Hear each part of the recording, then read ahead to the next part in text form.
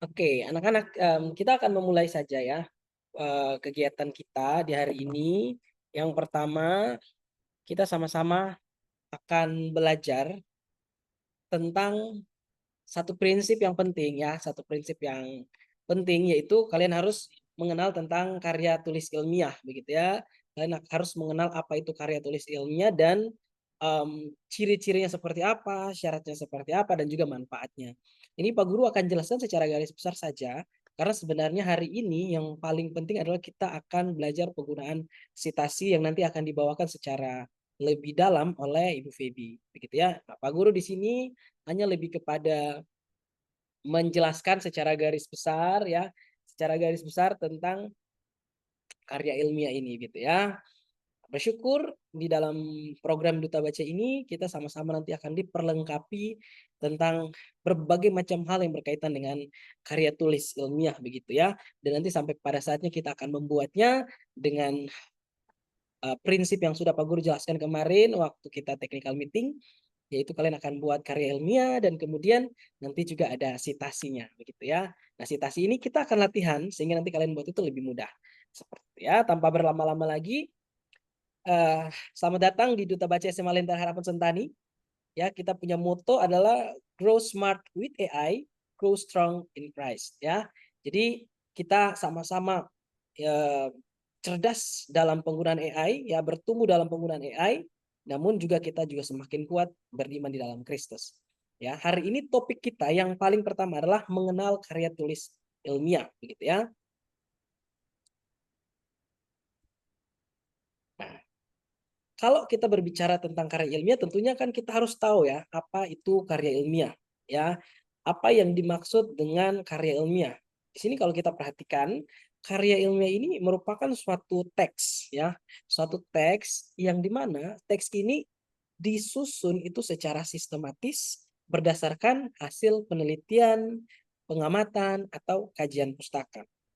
Nah, menggunakan apa biasanya ya? Biasanya untuk karya ilmiah itu menggunakan bahasa yang baku, yang logis, dan juga dapat dipertanggungjawabkan. Nah, itu dia ya. Jadi karya ilmiah kalau kita pahami itu seperti suatu teks yang disusun berdasarkan tahapan-tahapannya.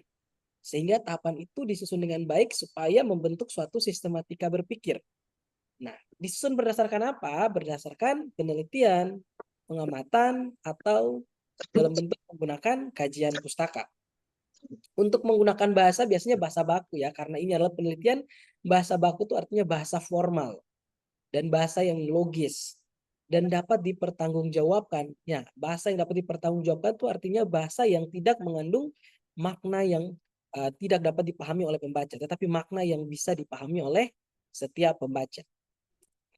Kemudian kalau kita perhatikan sebenarnya ada banyak sekali jenis-jenis dari uh, karya ilmiah ini ya, ada jenis-jenisnya. Mungkin kalian sudah pernah kenal semua ya. Ada makalah ilmiah, kemudian ada laporan penelitian ya, kemudian ada artikel ilmiah. Nah, artikel ilmiah ini kalau misalnya kalian kerja tugas ya, kalian buka di internet lalu tulis artikel ilmiah, bahasa lainnya tuh biasanya disebut jurnal. Gitu ya, jurnal yang ada penulisnya, lalu ada nomor-nomor penting untuk dimasukkan dalam sebuah sitasi. Ya, jurnal ini biasanya jurnal yang sifatnya itu ilmiah, ya. Nah, artikel ini adalah tulisan ilmiah, sedangkan jurnal itu adalah kumpulan dari berbagai macam artikel. Kemudian ada yang mungkin sering kalian dengar skripsi. Ya, skripsi ini yang biasa dikerjakan ya saat kalian ingin lulus kuliah. Kemudian tesis. Nah, tesis ini adalah juga karya tulis, tapi biasanya untuk S2 yang ambilnya S2 ya. Jadi S1-nya skripsi, S2-nya tesis, dan S3-nya biasanya disertasi. Ya, bersyukur ya semoga anak-anak di sini sampai S2 bahkan S3 dan mungkin ada yang suatu ketika bisa jadi seorang profesor gitu ya. Dan yang terakhir adalah artikel populer. Nah, kita untuk duta baca kita, goals kita adalah kalian akan membuat artikel populer, bukan membuat makalah, bukan membuat laporan penelitian, bukan membuat artikel ilmiah. Kalau buat artikel ilmiah itu sangat susah sekali, itu butuh proses yang sangat panjang ya, dan itu biasanya dikerjakan oleh guru-guru kah, dosen, atau juga mungkin ahli-ahli ya. Kalau skripsi, tesis, dan disertasi, nanti kalian akan dapatkan di perkuliahan. Kalau kalian nanti S1, kalau kalian S2, atau kalian ambil disertasi S3, doktor, nah itu nanti kalian bisa membuat disertasi. Sekarang nanti kita akan buat itu artikel populer. Seperti apa artikel populer nanti Pak Guru jelaskan di sistem pembuatan karya ilmiahnya ya. Kalau kita perhatikan selanjutnya ada Pak Guru ingin memperkenalkan kepada kalian tentang namanya metodologi penelitian. Ya, jadi dalam sebuah penelitian anak-anak itu ada metodenya. Jadi tidak tidak asal kita membuat suatu penelitian, tetapi ada metode yang memang sudah dibuat tujuannya untuk penelitian itu dapat dicapai hasil yang diharapkan. Nah, ada 3 metode. Yang pertama metode kualitatif.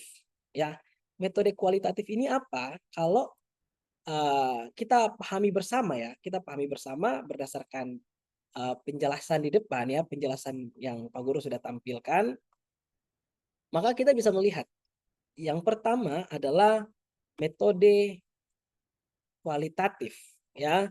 Apa itu metode kualitatif? Ya, kalian bisa memperhatikan yang bagian bold ya. Ya, jadi dia menekankan kualitas suatu fenomena sosial. Kualitas seperti apa? Biasanya itu dia membahas tentang budaya yang melalui eksplorasi. Lalu ada wawancara, ada observasi, dan juga ada analisis dokumen. Yang biasanya itu fokusnya itu pada makna. Kemudian pada persepsi. Persepsi itu adalah pada suatu prinsip ya terkait suatu pemahaman. Dan juga pengalaman yang sifatnya subjek secara kontekstual. Jadi kalau kita perhatikan apa kata kunci dari kualitatif? Artinya kita mengukur kualitas suatu hal ya yang tidak dapat diukur menggunakan angka. Misalnya nih ya kalau kita bicara tentang yang kualitatif misalnya kita ingin mencari tahu tentang manfaat dari suatu olahan tradisional berdasarkan hasil analisis. Nah, maka kita bisa menggunakan prinsip kualitatif. Ya, prinsip kualitatif ini kita ingin menguji, mengukur seberapa dalam hal yang akan kita ukur ini. Ya, dan biasanya fokusnya adalah kita mencari makna dari suatu fenomena. Yang kedua adalah metode kuantitatif. Tadi kita mengukur suatu hal, suatu fenomena. Fenomena itu bahasa sederhananya itu adalah suatu kejadian, suatu peristiwa, atau suatu hal yang ingin kita teliti. Ya, suatu hal yang ingin kita teliti. Tapi kalau kualitatif, kita teliti itu kita fokusnya kepada mencari maknanya. Ya, biasanya untuk metode kualitatif, kalau kalian lihat, itu biasanya dia menggunakan istilah begini. Istilahnya gini. Berdasarkan hasil penelitian, dapat ditarik kesimpulan bahwa fenomena tersebut memberikan dampak yang baik terhadap kehidupan masyarakat. Jadi dia menggunakan prinsip deskripsi. Dia tidak menggunakan prinsip statistik. Ya. Nah, sekarang kita bergeser ke metode kuantitatif. Nah, metode kuantitatif ini berbeda dengan kualitatif. Metode kuantitatif itu biasanya menggunakan pendekatan matematis. Maksudnya apa? Ya kalau berbicara soal matematis itu kan berbicara soal angka. Ya dia menggunakan prinsip untuk mengukur suatu hal, mengukur suatu fenomena atau suatu penelitian tertentu menggunakan pendekatan matematis. Nah, pendekatan matematis itu menggunakan perhitungan-perhitungan yang sudah ada rumusnya untuk mengukur suatu hal. Ya, kemudian kalau kita perhatikan ya, statistik itu maksudnya adalah penyajian data. Kita menggunakan penelitian, ya kita menggunakan penelitiannya itu matematis, kita sudah hitung, kita dapat hasilnya, lalu hasil itu kita sajikan dalam bentuk statistik. Ya, untuk apa? Untuk mengukur dan menganalisis suatu fenomena. Biasanya cara untuk kita menggunakan metode ini, kita biasa memakai beberapa cara pengambilan data seperti survei, kuesioner, dan juga eksperimen. Kalau tadi kuantitatif kita menggunakan biasanya eksplorasi, wawancara, observasi, atau analisis dokumen. Begitu ya. Kemudian yang terakhir itu adalah metode campuran. Nah, bahasanya saja disebut metode campuran ya, artinya gabungan dari metode kualitatif dan juga metode kuantitatif, ya. Nah, jadi gabungan ini maksudnya adalah metode ini menggabungkan pendekatan kualitatif dan kuantitatif untuk mendapatkan pemahaman yang sifatnya menyeluruh dengan angka yang mengukur fenomena dan deskripsi yang menjelaskan makna dari hasil yang didapatkan.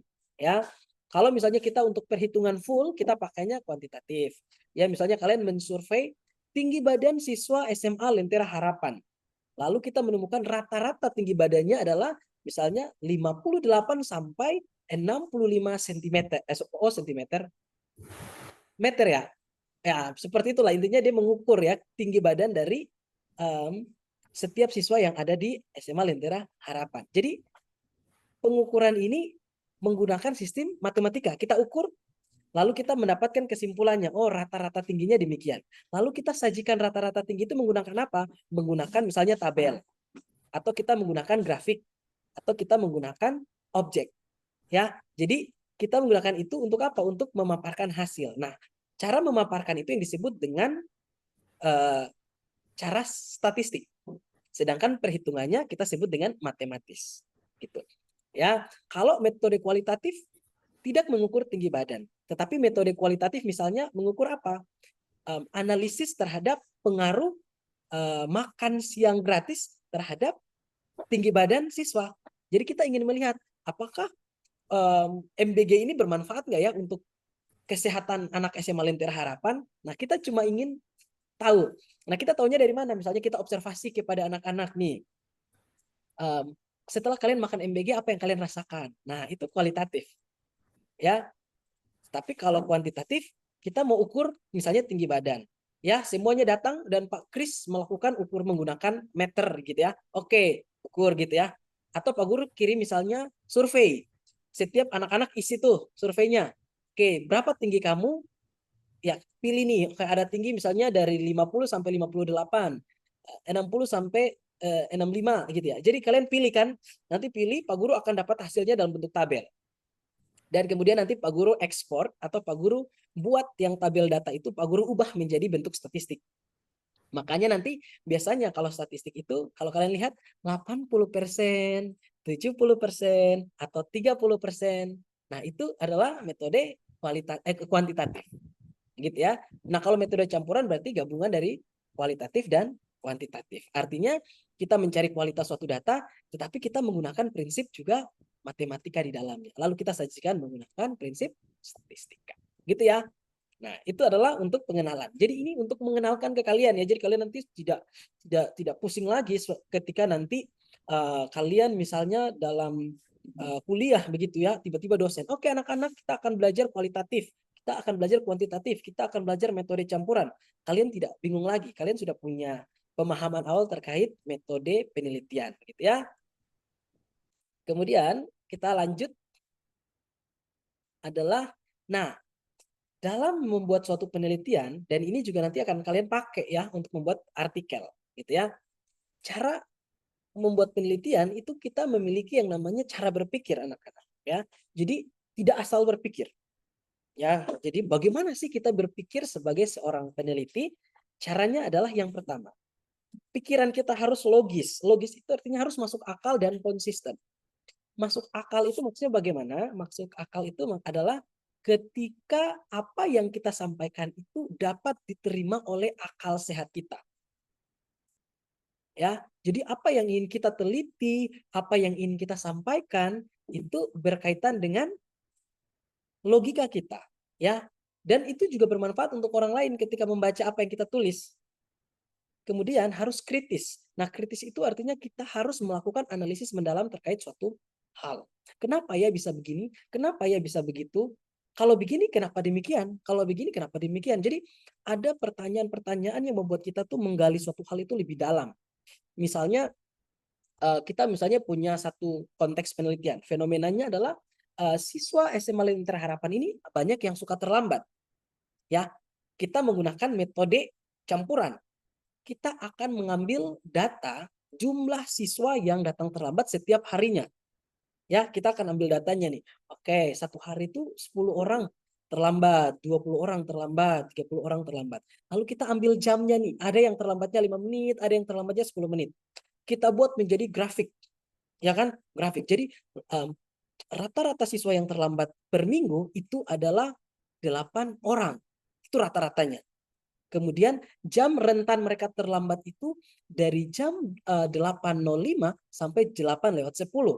Jadi ada data matematikanya kita dapat. Lalu untuk apa data itu kalau kita sudah dapat? Lalu kita menggunakan prinsip kualitatif. Kita coba mengukur, kira-kira kenapa ya mereka suka terlambat. Kita wawancara orang-orang yang terlambat. Oh, boleh tahu nggak kenapa kamu terlambat? Dia akan memberikan jawaban. Nah, jawaban yang dia berikan itu kita akan menganalisis. Oh, dia terlambat karena ini. Ini disebabkan karena ini. Dengan demikian, oh ternyata alasan keterlambatan tersebut disebabkan oleh misalnya nih, masalah angkot. Lalu kita akan berpikir solusinya. Oke, berarti banyak siswa yang ternyata rumah jauh dan misalnya mereka itu karena angkotnya susah. Maka apa solusinya? Nah, itu adalah bentuk dari buah berpikir kritis dari sebuah penelitian. Kemudian berdasarkan fakta yang dapat dipertanggungjawabkan, yaitu objektif. Objektif itu kalau anak-anak kelas Pak Kris pasti sudah tahu ya, objektif dan subjektif. Ya, contoh, misalnya nih, kalau kalian lihat perhatikan benda yang Pak Guru pegang, ya, kelihatan nggak ya? Kelihatan nggak ya? Nah, kalau Pak Guru bilang benda yang Pak Guru pegang ini berwarna putih, apakah itu objektif atau subjektif?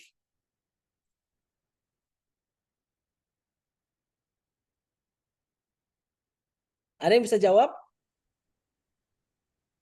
Kalau Pak Guru bilang ini berwarna putih, ini objektif atau subjektif sih? Objektif, Pak Guru. Oh, oke, Objektif. oke, Keisha.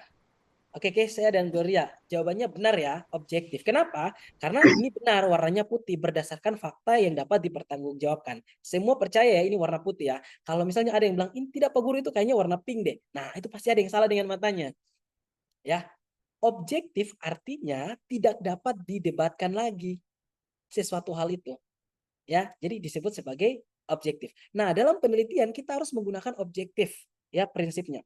Harus berdasarkan fakta yang dapat dipertanggungjawabkan. Misalnya kita observasi menemukan misalnya kita observasi tentang jumlah apa ya? Misalnya kita observasi tentang jumlah pekerja di suatu pabrik ya.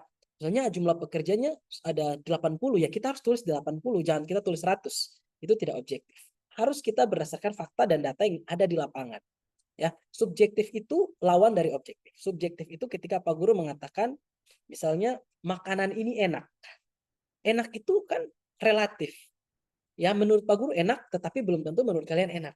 Nah, itu disebut sebagai subjektif karena menggunakan persepsi pribadi.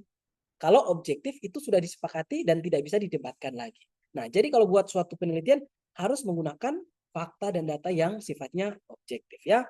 Dan yang terakhir sistematis. Sistematis itu artinya ketika kita menyusun suatu penelitian itu harus menggunakan tahapan-tahapannya. Nah, sekarang kita akan lihat tahapan dari penelitian ya.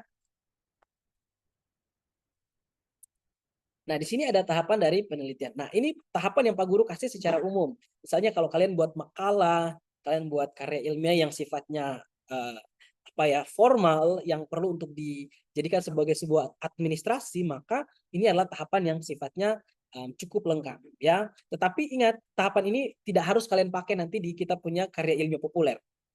Pak Guru hanya memperkenalkan saja ya. Tahapan yang pertama yaitu tahapan identifikasi masalah.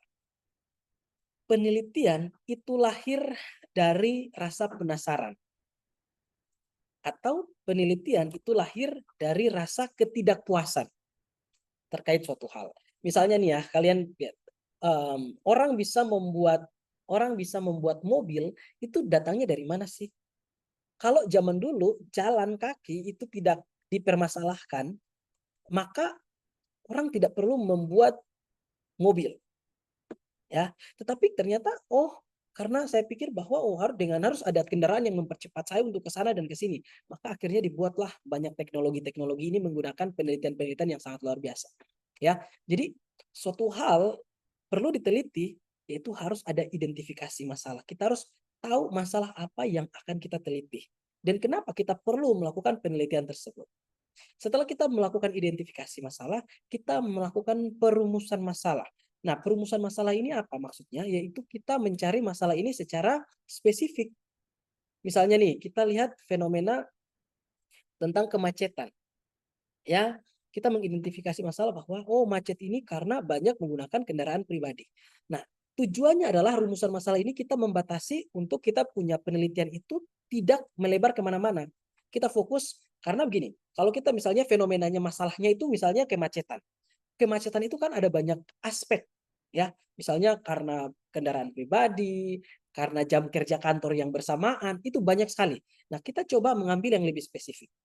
Kita mengambil satu bagian saja. Misalnya kita ingin mengambil satu rumusan masalah yaitu analisis macet yang diakibatkan oleh banyaknya kendaraan yang sifatnya pribadi. Berarti kita fokus ke kendaraan pribadi. Kita tidak perlu membahas tentang jam kantor gitu ya. Jadi rumusan masalah ini membantu supaya kita punya penelitian itu lebih spesifik. Selanjutnya ada yang namanya studi pustaka. Nah, studi pustaka ini kita adalah menggunakan pendekatan teori-teori yang sudah orang lain pakai sebelumnya, yang kita pakai untuk nantinya mendukung apa yang akan kita tulis. Ya, studi pustaka ini kalau di kelas Pak Kris mungkin beberapa tahu biasanya menggunakan istilah kajian teori. Ya, jadi kajian teori ini tujuannya untuk menjadi dasar teori kita. Selanjutnya kita membuat yang namanya menyusun metode. Metode itu apa? Yaitu langkah-langkah kita melakukan penelitian. Misalnya tempat-tempat, waktu, objeknya siapa, kapan kita melakukannya, dan jenis metodologis yang kita gunakan. Ya, nah metode itu kan kita punya tahapan penggunaan. Tetapi ada yang namanya metodologis. Metodologis itu yang tadi 3 yang Pak Guru jelaskan. Ada kualitatif, ada kuantitatif, dan juga ada campuran. Nah, kita misalnya penelitian kita mau pakai yang mana? Kalau kita pakai kualitatif, nanti jelaskannya di bagian yang sini. Ya, selanjutnya ada pengumpulan data.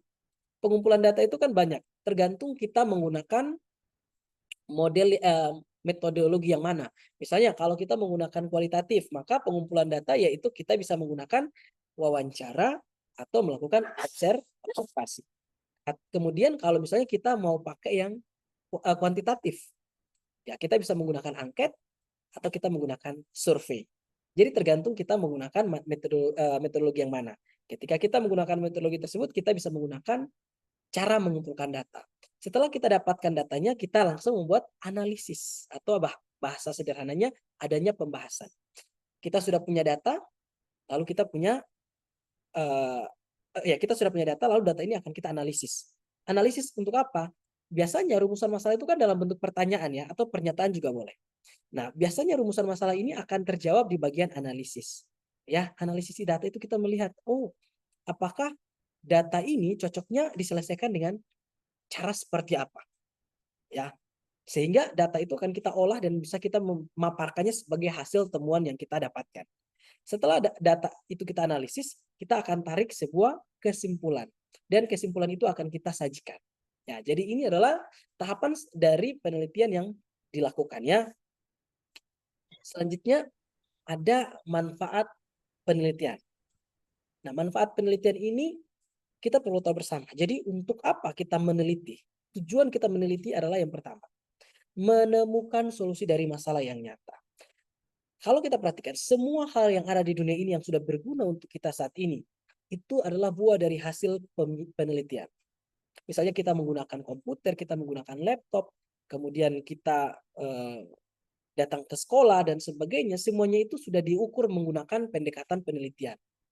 Ya, jadi penelitian itu adalah menemukan solusi dari masalah nyata.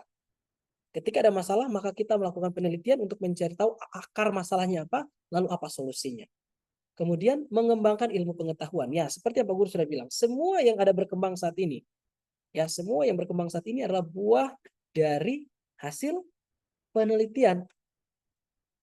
Komputer, laptop dan sebagainya ini penelitian-penelitian semua ini. Ya. Dan selanjutnya memberikan rekomendasi kebijakan atau praktik. Misalnya di suatu daerah ingin dilakukan pembangunan, maka perlu dilakukan yang namanya penelitian. Supaya apa? Kita mengecek, misalnya kita ingin meneliti tentang pembangunan, misalnya di sini mau pembangunan jembatan gitu ya. Kita mau bangun suatu jembatan. Kita akan melakukan penelitian sederhana. Kita mengecek fungsi kondisi, observasi dulu nih, kondisi lingkungan tersebut apakah butuh jembatan atau tidak.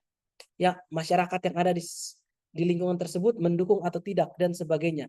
Semua penelitian yang bijak ini akhirnya dapat menjadi rekomendasi supaya ketika jembatan itu dibangun dapat berguna. Jadi penelitian itu juga menjadi rekomendasi untuk adanya tindakan yang lebih baik.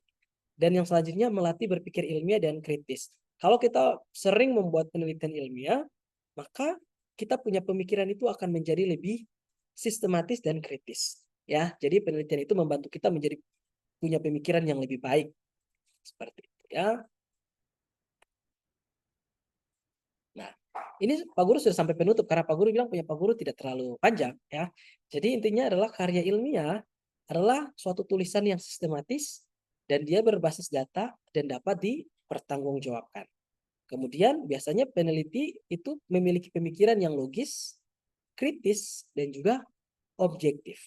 Dan penelitian itu punya tahapan yang jelas, jadi tidak asalan ya, tapi punya tahapan yang jelas. Dan ada juga manfaat yang luas bagi masyarakat ya. Nah, demikian dari Pak Guru. Di sini Pak Guru punya waktu masih sekitar 15 menit. Pak Guru akan menjelaskan tentang panduan pengerjaan instrumen penelitian dan juga struktur dan contoh dari kita punya karya ilmiah sebelum nanti masuk ke sesi 2 dengan Bu Feby. Namun sebelumnya apakah ada pertanyaan dari anak-anak? Dipersilahkan. Apakah ada pertanyaan? Tidak, Pak, tidak.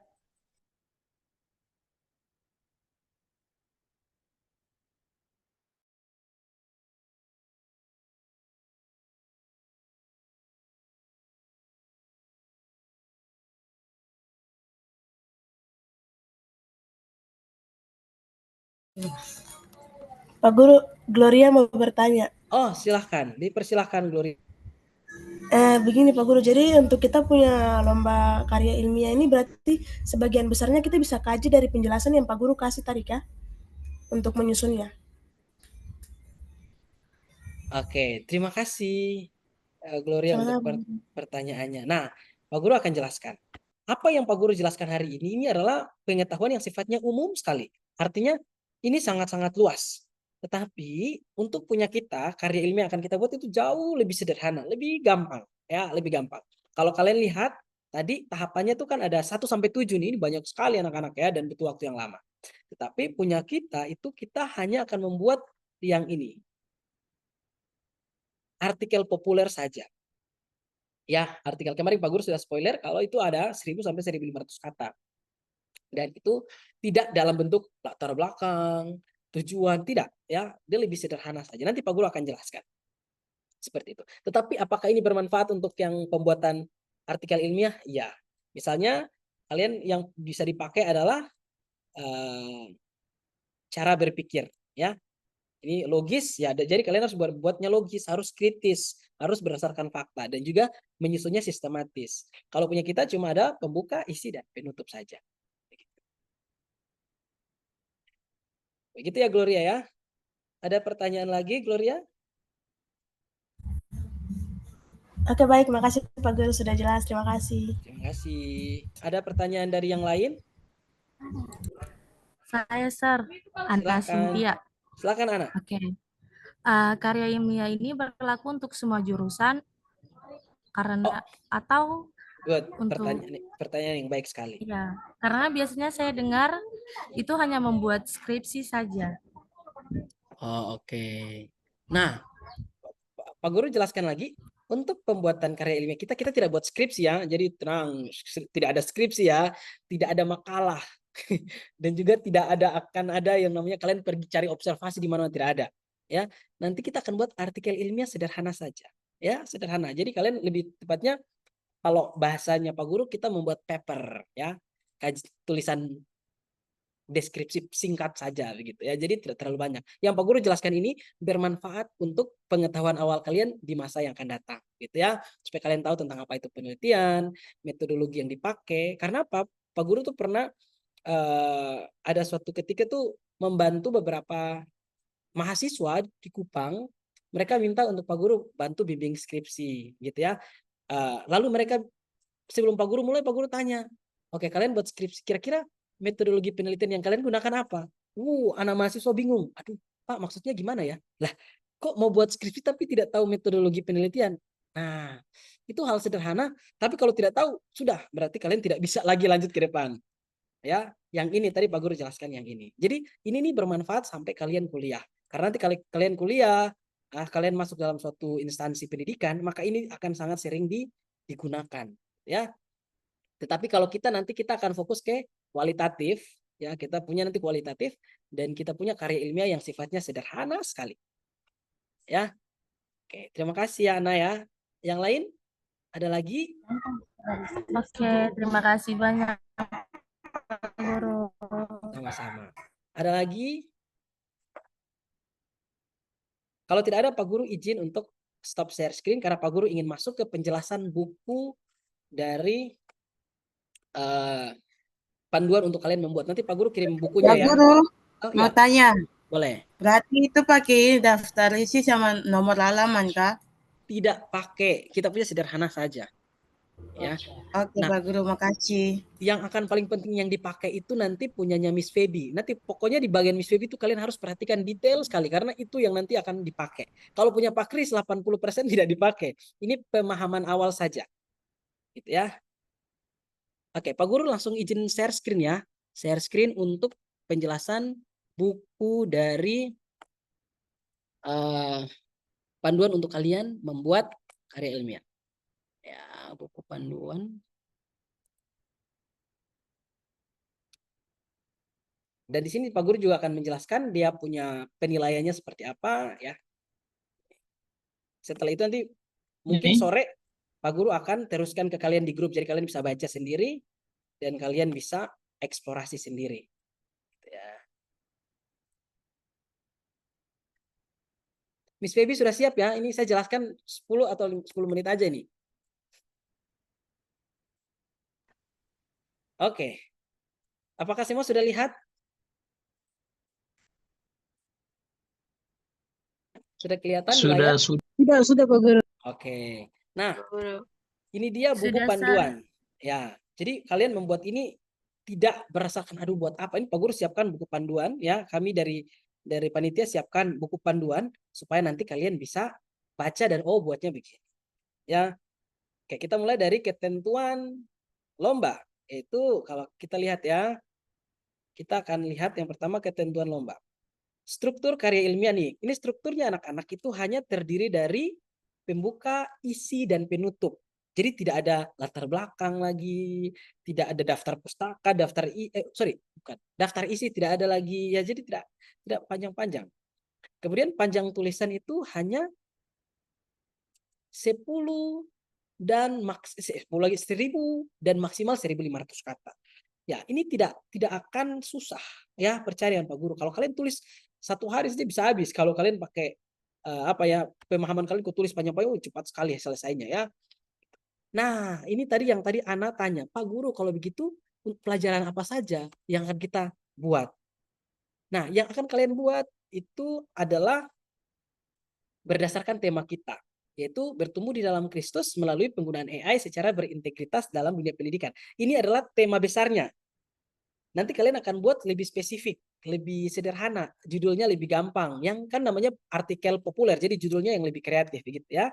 Nah, untuk spesifikasinya kalian bisa pilih dari dua ini. Kalian bisa bahas yang pertama ada pemanfaatan AI dalam dunia pendidikan atau kalian mau bahas tentang etika penggunaan AI dalam dunia pendidikan. Jadi ada dua ya. Kalian bisa jelaskan salah satu dari dua ini. Misalnya kalian membuat adalah penggunaan AI untuk meningkatkan kemampuan belajar misalnya. Berarti kalian pakai yang satu. Atau yang kedua etika. Etika adalah misalnya cara menanggulangi plagiat menggunakan AI dalam dunia pendidikan. Berarti kalian pakai yang etika. Jadi ada dua hal yang bisa kalian bahas. Kalian pilih salah satu saja. Jadi tidak harus bahas secara umum. Nanti Pak Guru akan kasih contohnya. Ya.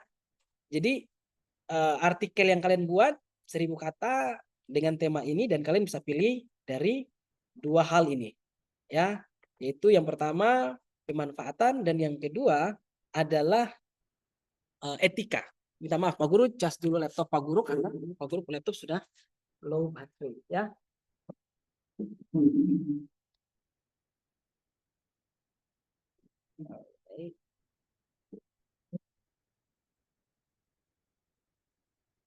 Oke. Nah, selanjutnya kalau kalian perhatikan judul yang kalian buat itu harus berkaitan dengan subtema. Sehingga ya Pak Guru tadi sudah kasih contekan bahwa yang pertama kalian bisa singgung soal bagaimana AI digunakan atau singgung tentang etika atau cara yang baik dalam menggunakan AI gitu ya. Lalu untuk waktu pengerjaan Pak Guru ingatkan lagi itu dari tanggal 3 hari ini kalian sudah boleh cicil pelan-pelan sampai tanggal 21. Artinya itu waktunya 2 minggu lebih. Ya nggak sih 2 minggu lebih? Ya. Ya jadi lama sekali ya. Cuma buat untuk beberapa kalimat saja begitu ya. Kemudian untuk format penulisan. Nah, ini anak-anak Lentera pasti sudah sering lihat ya format penulisan ada Times New Roman. Ini kalian bisa buat di sini nih. Ya. Ini kan cara pilih. Ini untuk kalian pilih jenis. Kalian tulis Times New Roman. Kalian pilih yang ini untuk buat. Lalu kemudian ukurannya 12. Ukuran itu artinya ukuran huruf. Kalian bisa blok. Kalian bisa pilih yang ukurannya 12. Di sini. Ya. Itu dia. Lalu kemudian apa lagi? Untuk spasinya itu 1,5. Spasi dapat dari mana? Ini kalian perhatikan yang Pak Guru ada kursornya jalan ini pas spasi pilih yang 1,5 ya. Rata kanan kiri itu yang ini itu kalian bisa pilih yang ini ya, justify ini supaya dia rata kanan kiri. Kemudian marginnya itu 2 cm seluruh sisi. Nah, margin itu kita ambilnya dari sini, dari layout, kita masuk ke margin ini, anak-anak. Lalu kita klik, lalu kita pilih yang custom margin. Yang ini paling bawah. Ya, semua bisa ikuti ya. Paling bawah kita klik, di sinilah baru kita edit. Misalnya 2 cm kita tulis 2 cm. Lalu di sini kita ubah juga, karena semuanya 2 cm toh. 2 cm. Di sini juga 2 cm. Oh, ini ya 2 cm. Dan ini juga 2 cm. Ya, baru kita oke. Nanti dia akan berubah kiri kanannya, gitu ya 2 cm. Kemudian, nah, karya tulis yang kalian buat itu harus yang original ya. Jadi tidak yang apa namanya ya, tidak berdasarkan AI. Kalian buat AI, tolong buatkan saya esai 1000 kata, 1500 kata, lengkap dengan citasi. Aduh, ya itu Pak Guru kalau cek, sorry. Ya.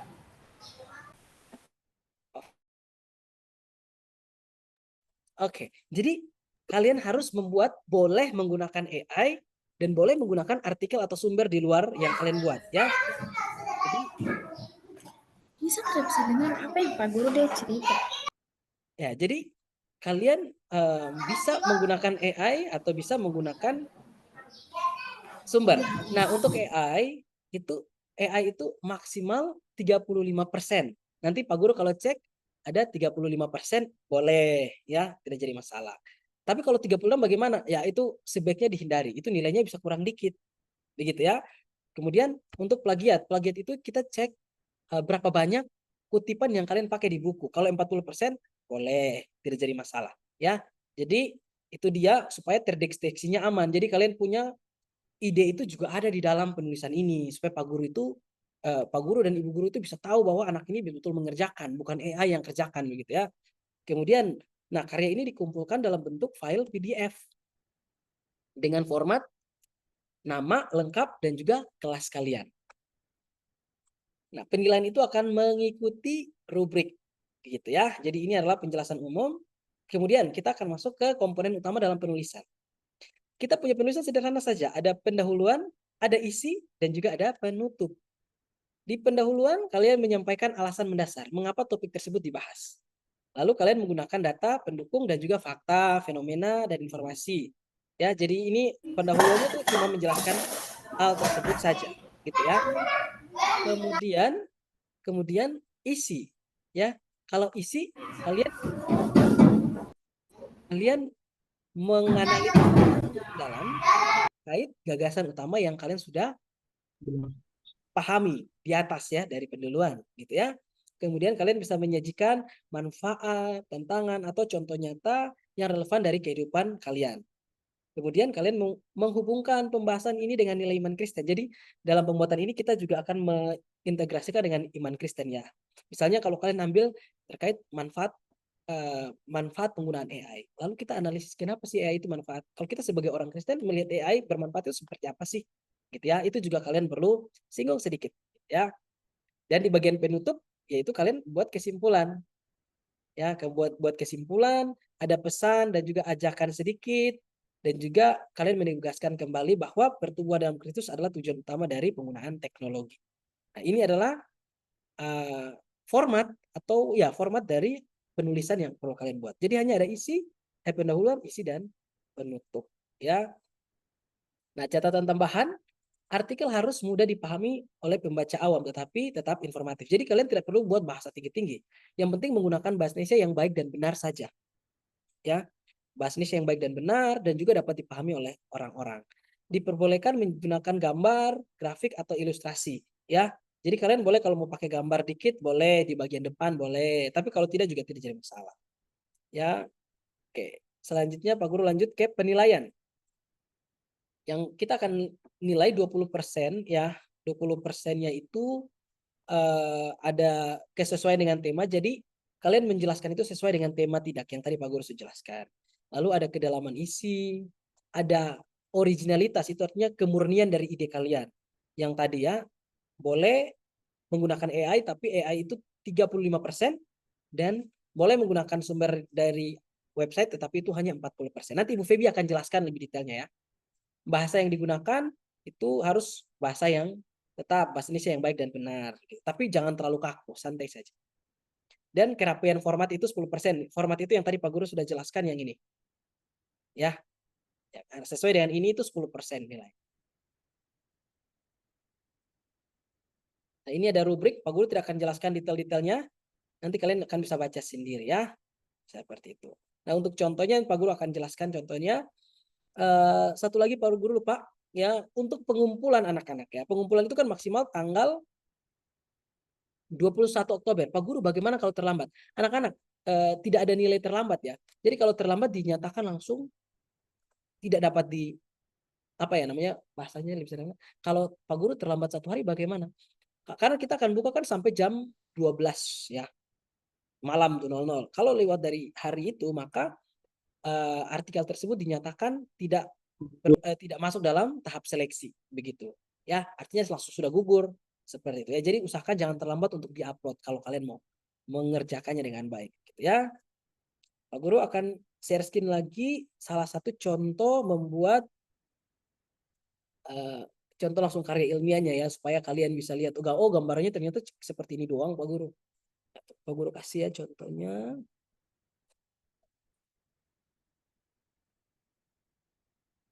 Nah, contoh ini kalau diperhatikan dia topiknya beda, tetapi model formatnya sama, gitu ya. Pak Guru coba stop share screen. Pak Guru share screen yang. Nah, semua bisa perhatikan ya. Ini adalah model karya ilmiah yang akan kalian selesaikan. Judulnya boleh menggunakan judul yang kreatif, ya. Jadi tidak harus terpaku dengan analisis ini, tidak. Judulnya kreatif. Misalnya kalian boleh tanya tuh judulnya di AI, boleh. Ya AI judul yang kreatif kira-kira yang bagus yang mana ya? Jadi kalian buat judulnya di sini, nama kalian di bawah, lalu mulai menulisnya seperti ini saja anak-anak.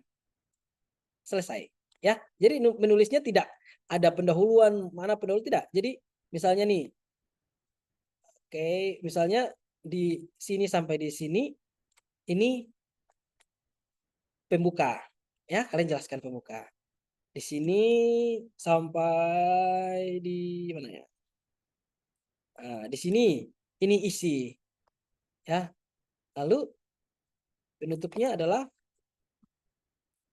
ya di sini sampai di sini penutup. Ya, jadi pembuatannya simple aja. Ya. Jadi pembuatannya tidak menggunakan cara-cara yang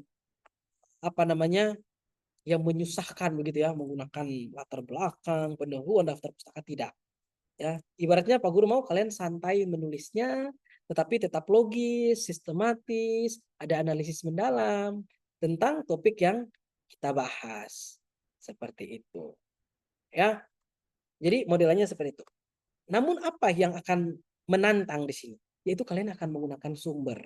Ya. Kalian akan menggunakan sumber sehingga perlu menggunakan prinsip yang namanya sitasi. Ya. Nah, prinsip sitasi itu yang nanti akan diajarkan Miss Baby. Modelnya seperti apa? Nanti di bagian bawah ada yang namanya referensi seperti ini.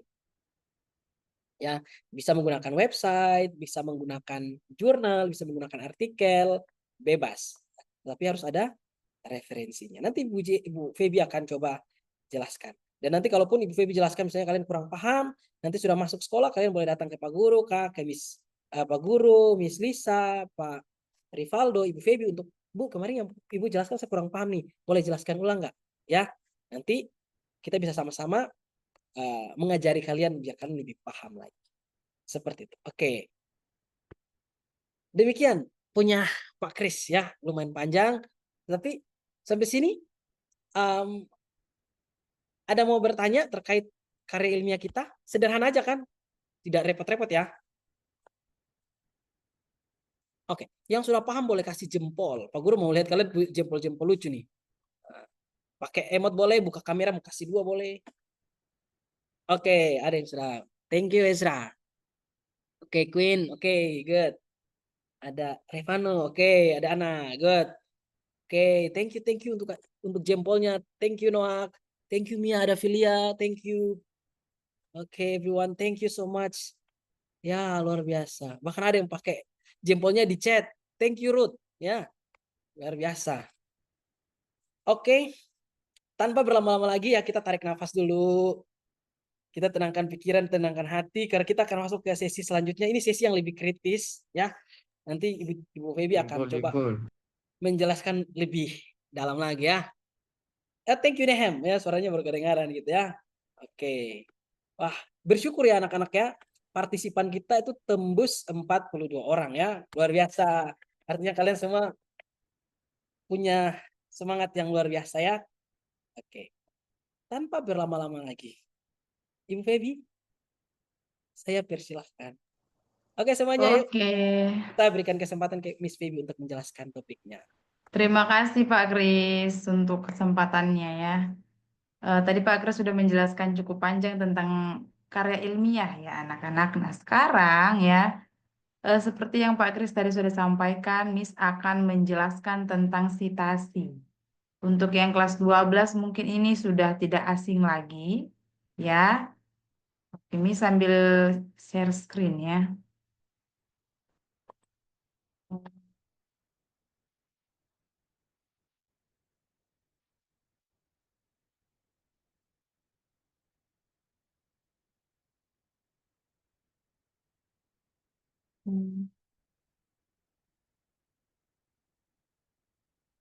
Apakah share screen saya kelihatan? Anak-anak dan Bapak Ibu. Kelihatan, Miss. Ibu Guru, Kelihatan, Miss. Miss. Kelihatan, Miss. Kelihatan, Miss. Kelihatan. Oke, Kelihatan, terima Miss. kasih. Kelihatan, Miss. Kelihatan. Kelihatan, Miss. Ya, apa yang kelihatan? Kelihatan, Miss. Oke, terima kasih. Apa yang kelihatan itu? Iya. Oke, hari ini Miss akan menjelaskan tentang cara penulisan daftar pustaka dengan APA Style ya. Jadi kita menggunakan APA Style. Apa itu APA Style? Nanti Miss akan sedikit menjelaskan. Nah, ini adalah panduan praktis untuk kita akan menulis karya ilmiah ya. Seperti yang tadi Pak Kris sudah sampaikan, karena kalian kan akan membuat karya ilmiah. Ini adalah karya ilmiah, ini harus ada sumbernya berdasarkan data. Nah, data-data yang kita ambil, sumber yang kita ambil itu nggak bisa kita copy paste kayak biasa, ya, karena ini bukan tulisan-tulisan sembarangan atau ini bukan diary yang kita tulis, kita copy paste quotes-quotes mungkin ya, bukan begitu.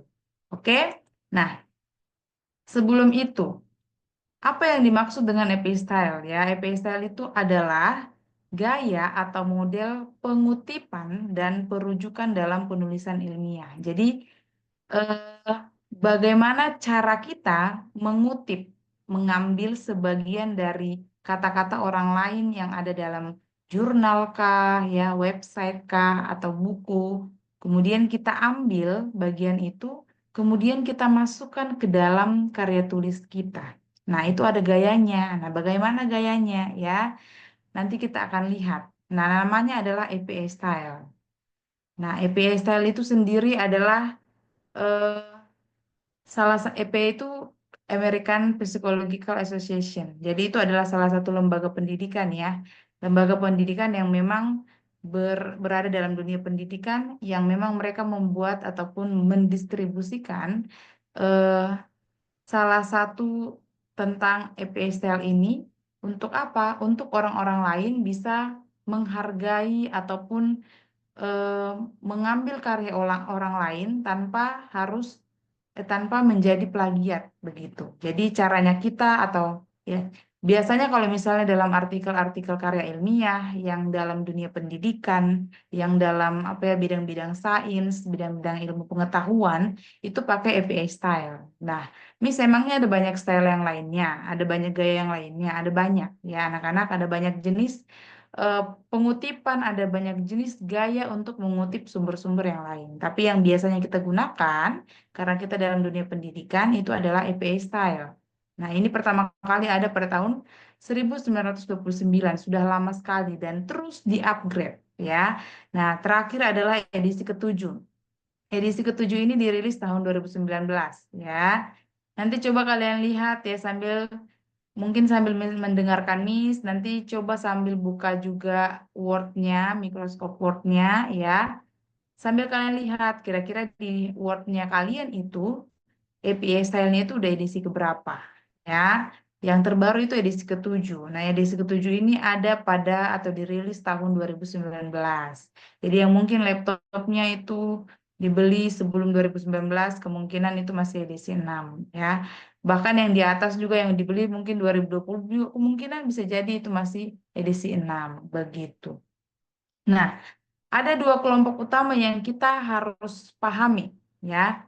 Yang pertama adalah in-text citation, in-text citations atau kutipan dalam teks. Jadi kalau mau buat daftar pustaka, itu kita harus ada citasinya juga. Kalau ada citasi berarti ada daftar pustaka. Jadi dua hal ini tidak bisa hanya ada salah satunya di dalam karya ilmiah kita, tapi harus ada kedua-duanya. Ya, kalau kita bikin karya ilmiah ada citasi, ada kutipan di dalam teks, berarti harus ada di akhir dari teks kita itu harus ada daftar pustakanya. Ya, nah kalau misalnya kita punya daftar pustaka di dalam kita punya teks karya ilmiah, berarti di dalam teks yang kita sudah tulis itu harus ada kutipan dalam teksnya. Kutipan dalam teks ini biasanya kita sebut citasinya, ya.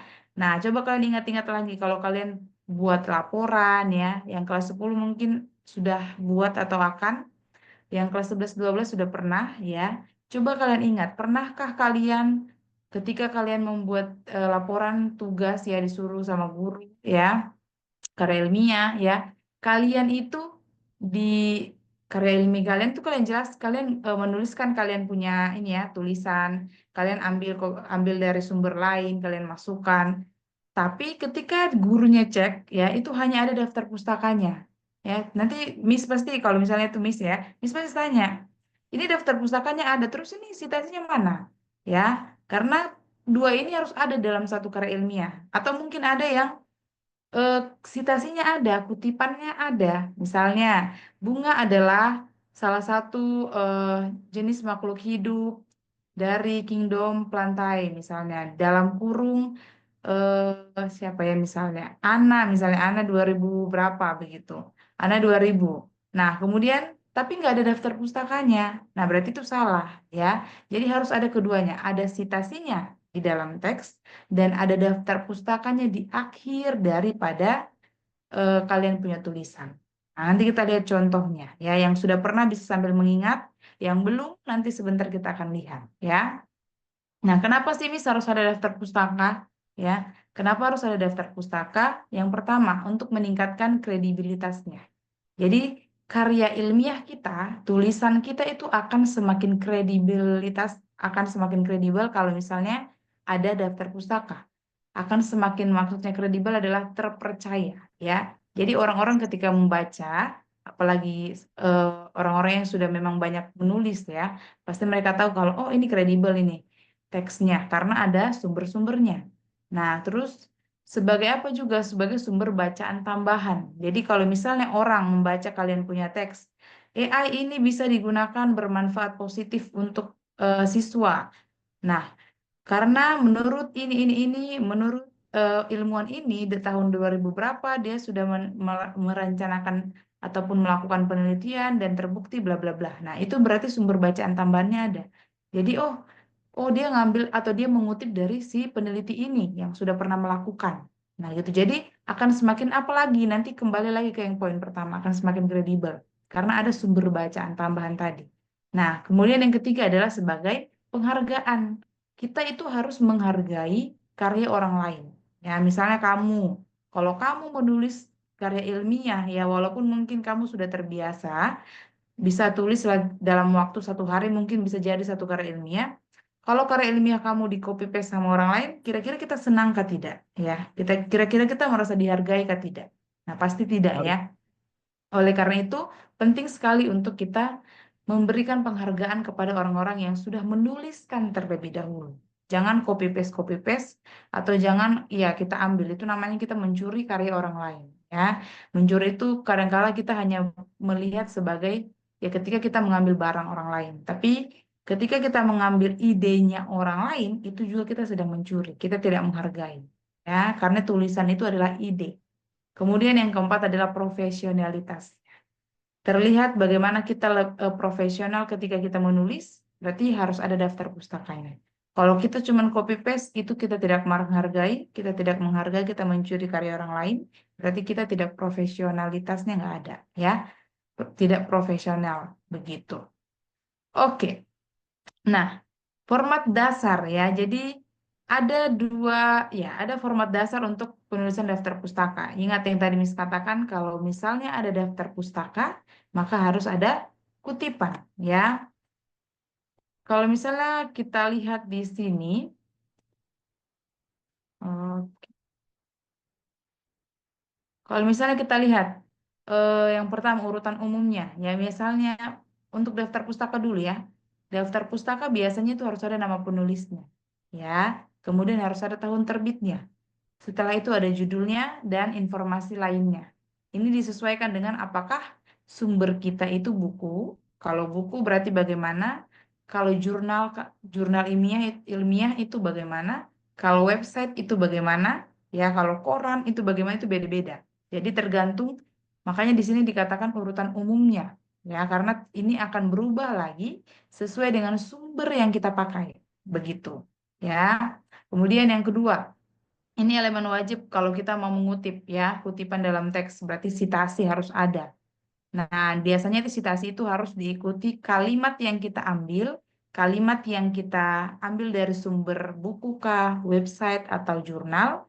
Ketika kita mau mencantumkannya ke dalam tulisan kita, di akhir dari kalimat kita atau di awal dari kalimat kita harus ada nama akhir pengarang dan tahun terbitnya. Misalnya, Miss membuat sebuah jurnal atau ya jurnal lah. Misalnya Miss membuat jurnal, di dalam jurnal itu Miss membahas bahwa AI itu membantu siswa dalam membangun pengetahuannya, misalnya. Berarti kata-katanya misalnya adalah AI dapat membantu peserta didik untuk membangun pengetahuannya. Dalam kurung, nama belakang Miss kan Damanik ya. Berarti dalam kurung Damanik, 2025 tutup kurung. Nah, itu menjadi satu kutipan. Ya, itu akan menjadi satu kutipan. Nah, mari kita lihat lebih detail lagi. Nah, kita akan lebih melihat detail cara penulisannya bagaimana. Ya, jadi cara menulis kutipan langsung dan tidak langsung. Nah, kalau kutipan langsung ini Miss tidak akan jelaskan. Ya, kenapa? Karena dalam penulisan karya ilmiah kita tidak memakai dianjurkan tidak memakai ya. Tidak usah memakai kutipan langsung. Karena kalau kita memakai kutipan langsung ini akan menambah nilai plagiarismenya ya. Jadi nilai plagiatnya itu akan bertambah karena kata-katanya itu kan kalau kutipan langsung itu copy paste ya.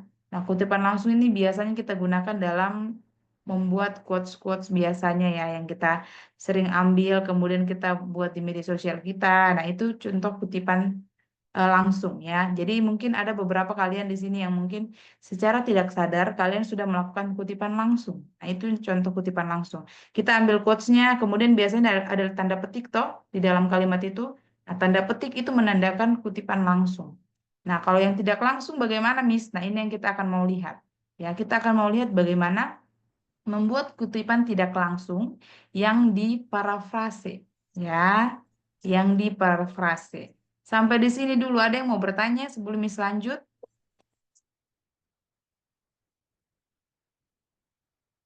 Oh, tidak ada? Oke, berarti kita lanjut ya. Ada Miss. Oh, ada. Oke, Miss, jadi apa namanya? Tadi kan Miss jelaskan tentang citasi kan Miss.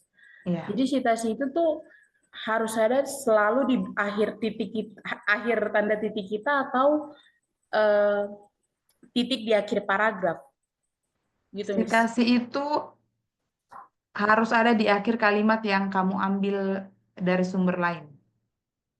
Begitu. Jadi bukan misalnya, Miss boleh nggak kita citasi satu paragraf itu keseluruhannya? Berarti kamu harus meletakkan citasi itu di pokok pikiran atau di kalimat utamanya di mana? Letak kalimat utamanya di mana? Disitulah kamu letakkan citasinya. Begitu.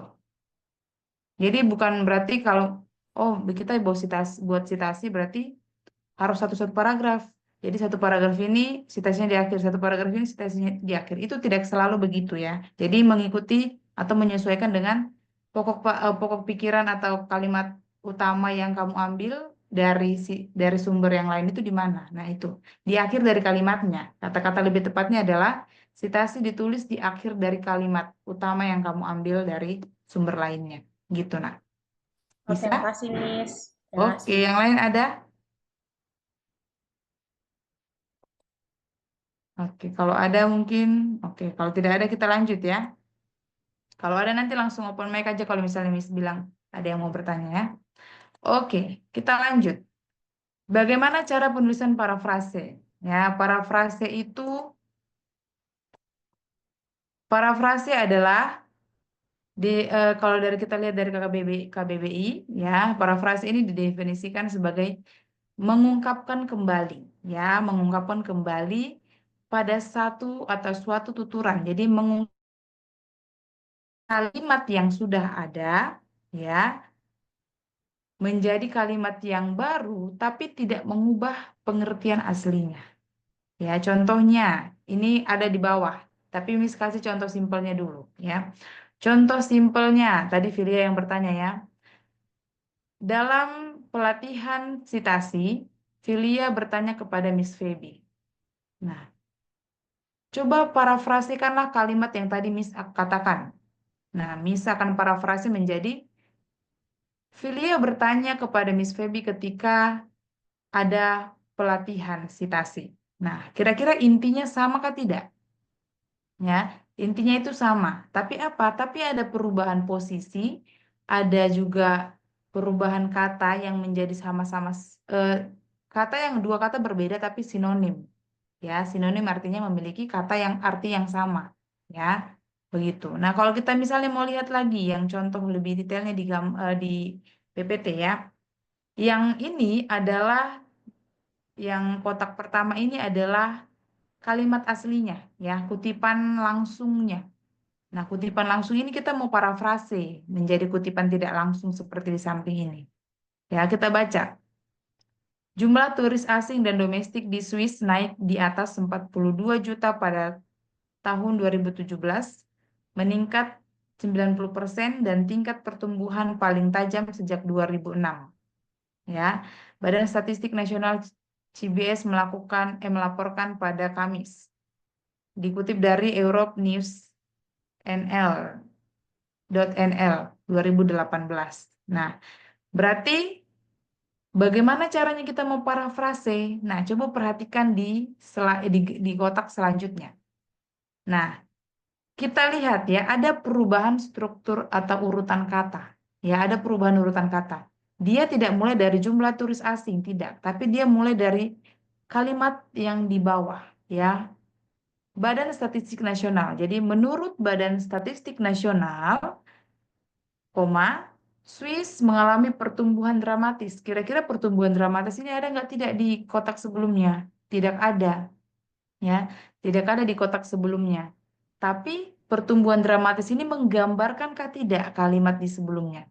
Ya, menggambarkan ya, karena di situ dikatakan meningkat 90% dan tingkat pertumbuhan paling tajam. Berarti ini adalah mengalami pertumbuhan yang dramatis dalam jumlah wisatawan pada tahun 2017 ya. Jadi lebih dari 42 juta wisatawan ya tadi katakan ya. Tadi dikatakan bahwa di atas 42 juta. Berarti lebih dari 42 juta wisatawan melakukan perjalanan ke atau di dalam Swiss tahun itu.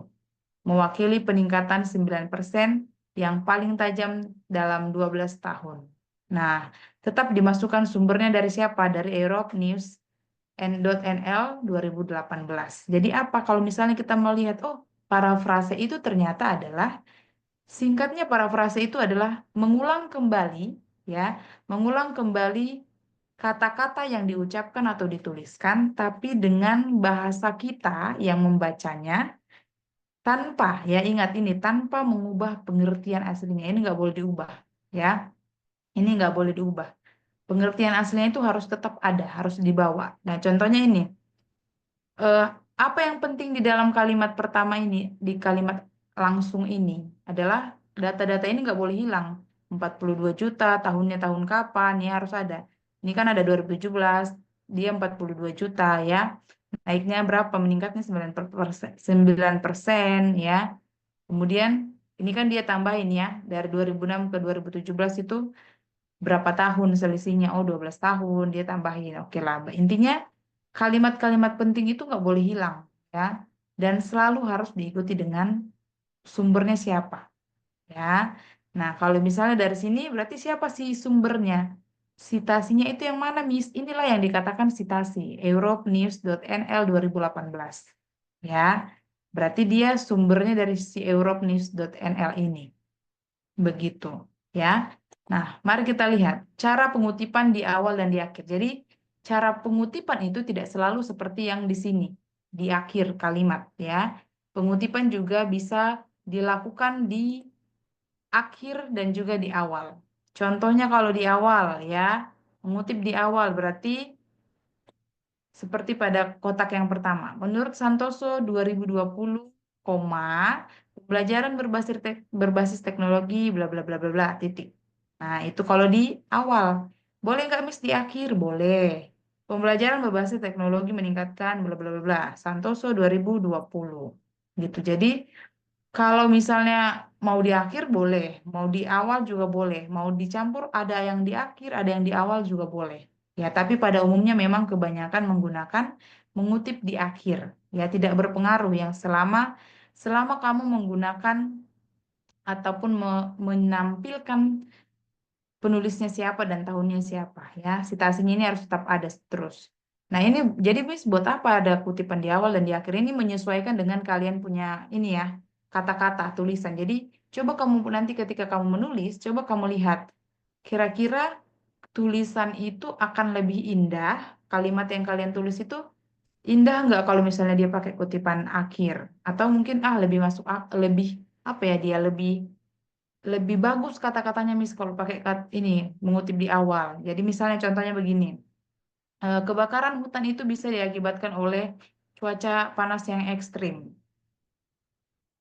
Menurut Santoso 2020, cuaca yang ekstrim dapat mempengaruhi daun-daun kering, bergesekan, dan menghasilkan api. Titik. Nah, apakah itu lebih indah atau misalnya dilanjutkan dengan langsung dengan kata-katanya? Begitu. Jadi terserah kalian. Menurut kalian semasuk akal atau sesinkron apa kalimat kalian satu dengan yang lainnya. Nah, silahkan kalian pilih mau kutipan awal, kamu kutipan akhir, itu nggak masalah. Ya, oke. Nah, tips untuk melakukan parafrase untuk karya ilmiah itu adalah yang pertama, menggunakan poin berbeda saat memulai kalimat. Contoh tadi ya, kalau kita lihat di sini ya, menggunakan poin yang berbeda. Nah, dari kalimat ini kan dia sudah menggunakan poin yang berbeda ya. Dia memulai bukan dari kata jumlah turis asing, tidak sama. Jadi dia bisa ambil dari akhir kalimat.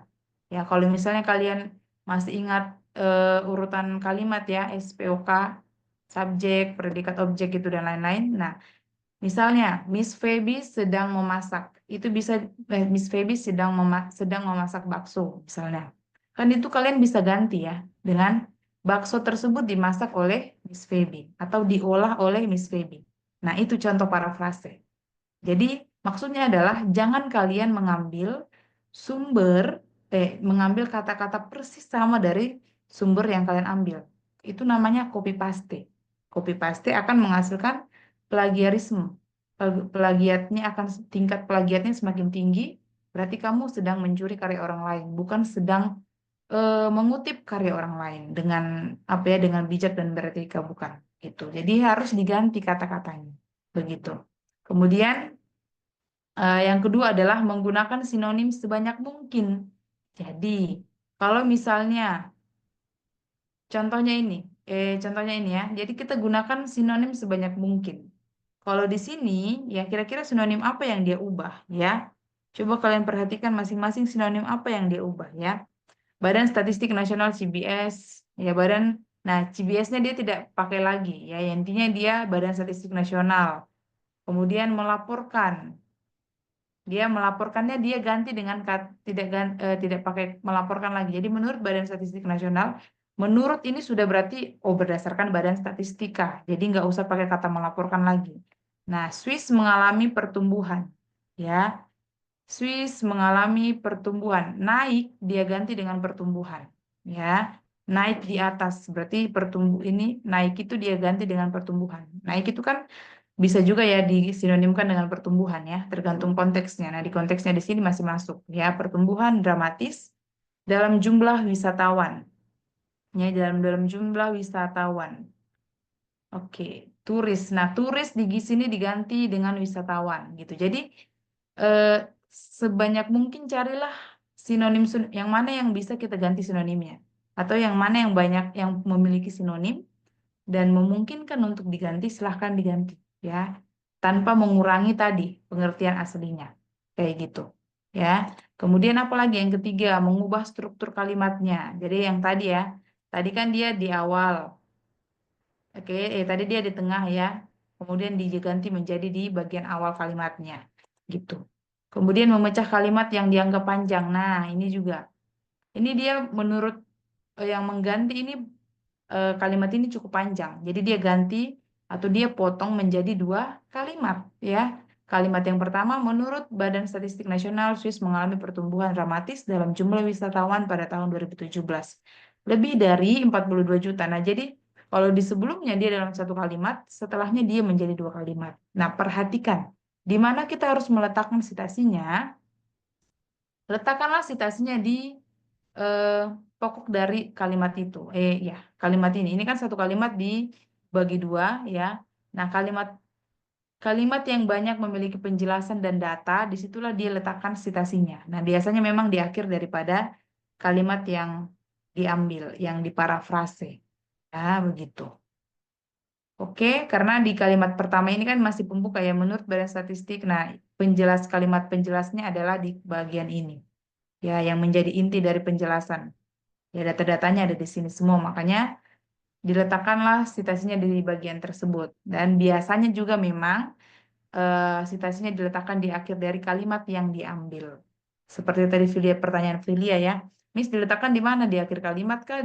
Di akhir ini paragraf kah? Dan lain-lain. Nah, di akhir kalimat, bukan di akhir paragraf. Kalau di akhir paragraf itu agak ini ya, konotasinya, di pengertiannya berbeda. Tapi di akhir kalimat utamanya di mana gitu. Oke. Nah, sampai di sini dulu. Bisa dipahami parafrase? Pakai suara aja ya, soalnya Miss nggak bisa lihat kalian kalau buat Bisa, Miss, notes. Bisa, Miss. Oke. Oke, Ada yang mau bisa. bertanya? Bisa, Kalau Miss. ada silakan langsung. 1, 2, 3. Oke, tidak ada ya. Oke, kita masuk cara menulis daftar pustaka dengan APA Style.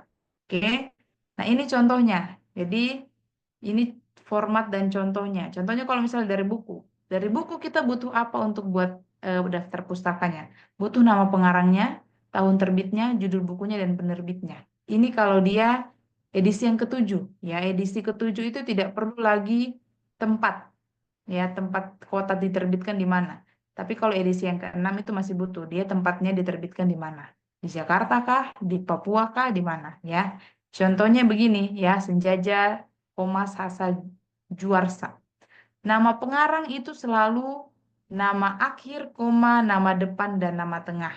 Ya, contohnya nama Miss Feby Ivani Damanik. Maka kalau misalnya kalau misalnya kalian membuat daftar pustaka dengan nama Miss, kalian buat Damanik, Feby Ivani. Ya, coba kalian buat dengan nama kalian ya. Kalian, oh berarti kalau nama saya cuma 2 kata Miss, cuma Feby Damanik, berarti Damanik, Feby. Ya, kalau cuma 1 Miss, ya udah pakai nama Miss 1 itu aja. Kan cuma 1 ya. Begitu. Kemudian tahunnya dan judul buku dan penerbit ya. Oke, kemudian kalau jurnal beda lagi ya. Di jurnal itu kita bukan cuma nama pengarangnya, tahun terbitnya, itu otomatis ya, ini umum. Nama pengarang, tahun terbit. Judul artikelnya apa ya? Nama jurnal, itu yang penting, nama jurnalnya. Misalnya Jurnal Kesehatan Lentera misalnya ya. Jurnal Universitas apa begitu. Nah, volumenya dari volume berapa? Volume 2 kah ya? Bukan volume suara ya. Ini ada volume yang memang artinya apa? Buku itu sudah diterbitkan di volume yang keberapa? Nomornya juga nomor berapa ya? Halamannya, halaman ini bukan halaman kamu mengambil misalnya kamu ambil kalimat itu dari halaman 7, maka di sini kamu masukkan halaman 7, bukan ya? Tapi seberapa banyak halamannya? Misalnya oh ini jurnalnya dari halaman 17 sampai 15. Salah, 15 sampai 17 ya. Kemudian tautan atau linknya kalau ada. Ya, kalau kita selama kita ambil online berarti usahakan untuk kamu masukkan linknya supaya lebih kredibel. Oke.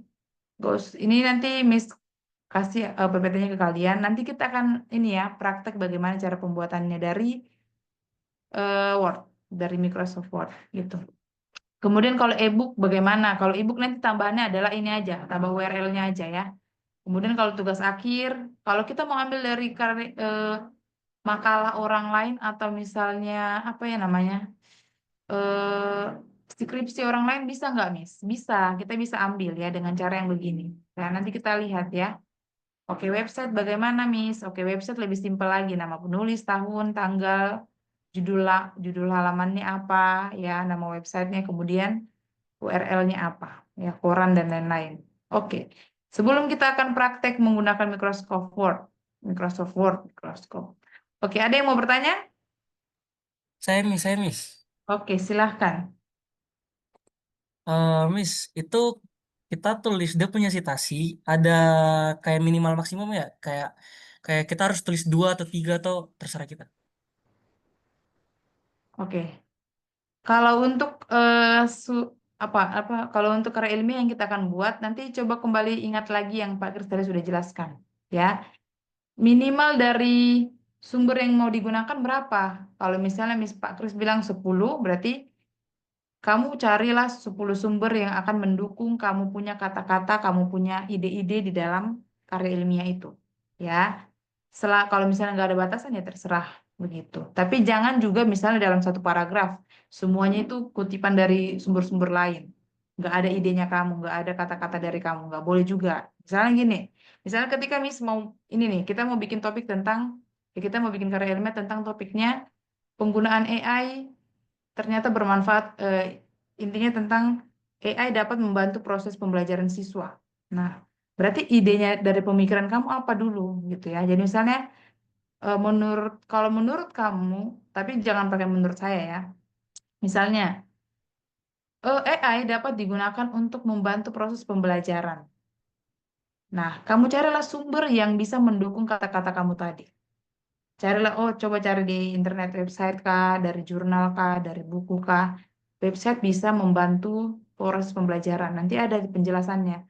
Oh, ternyata ada sumber ini yang mengatakan ketika belajar dapat menggunakan AI untuk mempermudah dalam mencari sumber.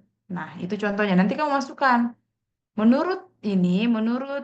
Misalnya menurut kompas.com 2020 menyatakan bahwa penggunaan AI dapat membantu proses pembelajaran dengan mempermudah dalam mengambil sumber-sumber pembelajaran gitu. Jadi ada tambahan kata-kata, ada tambahan ide juga dari si sumber yang kamu ambil. Jadi terserah sebanyak apapun nggak apa-apa.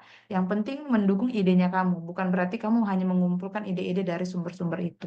Begitu. Bisa, Nak? Siapa tadi yang Miss. bertanya? Aku, Oke, tadi siapa namanya? Faro. Oh, Faro, ya ya. Oke, silakan ada lagi yang lain sebelum kita lanjut. Ini penting ya, karena nanti kalian kan akan membuat ini, jadi kalian harus tahu cara membuat citasinya. Begitu. Miss mau bertanya. Silakan Gloria. Miss, ini kalau kita mau buat karya ilmiah ini memang diharuskan untuk menggunakan sumber atau tidak juga tidak apa-apa? Atau bagaimana, Harus Miss? menggunakan sumber, Nak. Kalau tidak menggunakan sumber seperti yang tadi, berarti nggak kredibel kamu punya karya ilmiah. Ya, karena kalau kita cuma pakai pemikiran kita, itu bisa jadi namanya ya kayak kita lagi tulis apa namanya diari ya, buku-buku diari. Ya kita kan cuma menulis perasaan kita ya. Tapi ini kan kita mau tulis karya ilmiah, ada kata-kata ilmiah ya.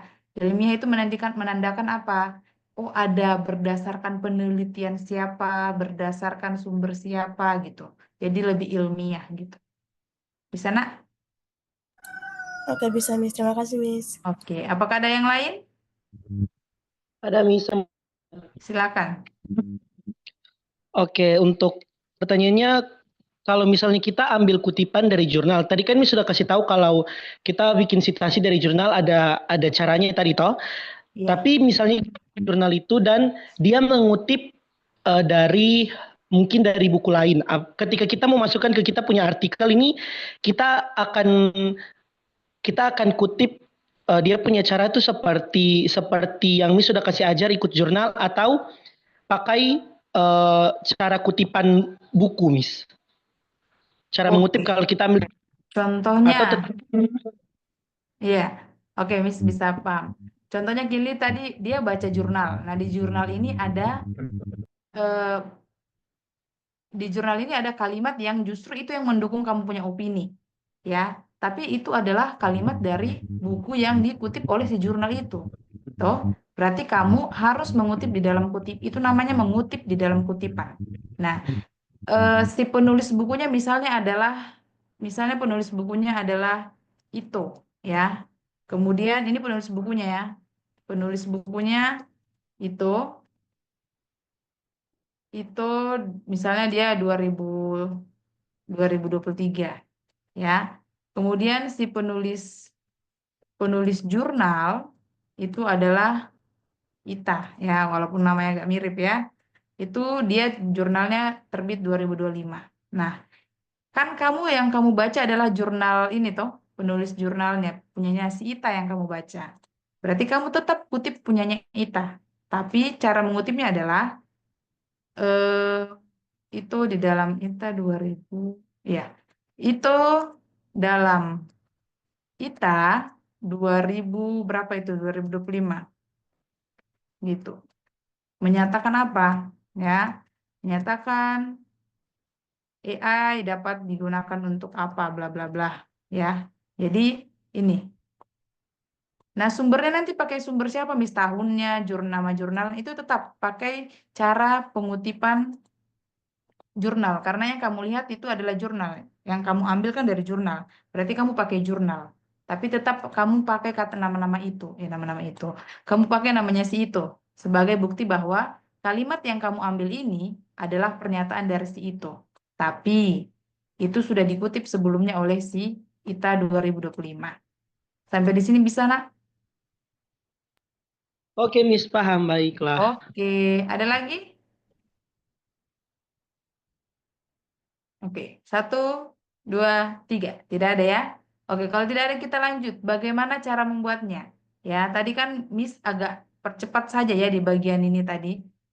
Di bagian sini tadi Miss percepat saja. Karena tidak perlu kalian hafal yang semua-semuanya ini. Karena kan nanti kalian menulis juga tetap pakai Microsoft Word. Jadi langsung saja kita contohkan cara penggunaannya. Misalnya ya, oke, misalnya kita mau ambil, kalau misalnya kalian mau ambil sumber, biasanya itu kalian akan pakai Google Scholar. Google Scholar ini, nah kita pakai Google Scholar, biar di Google Scholar ini nanti kita bisa mendapatkan jurnal-jurnal.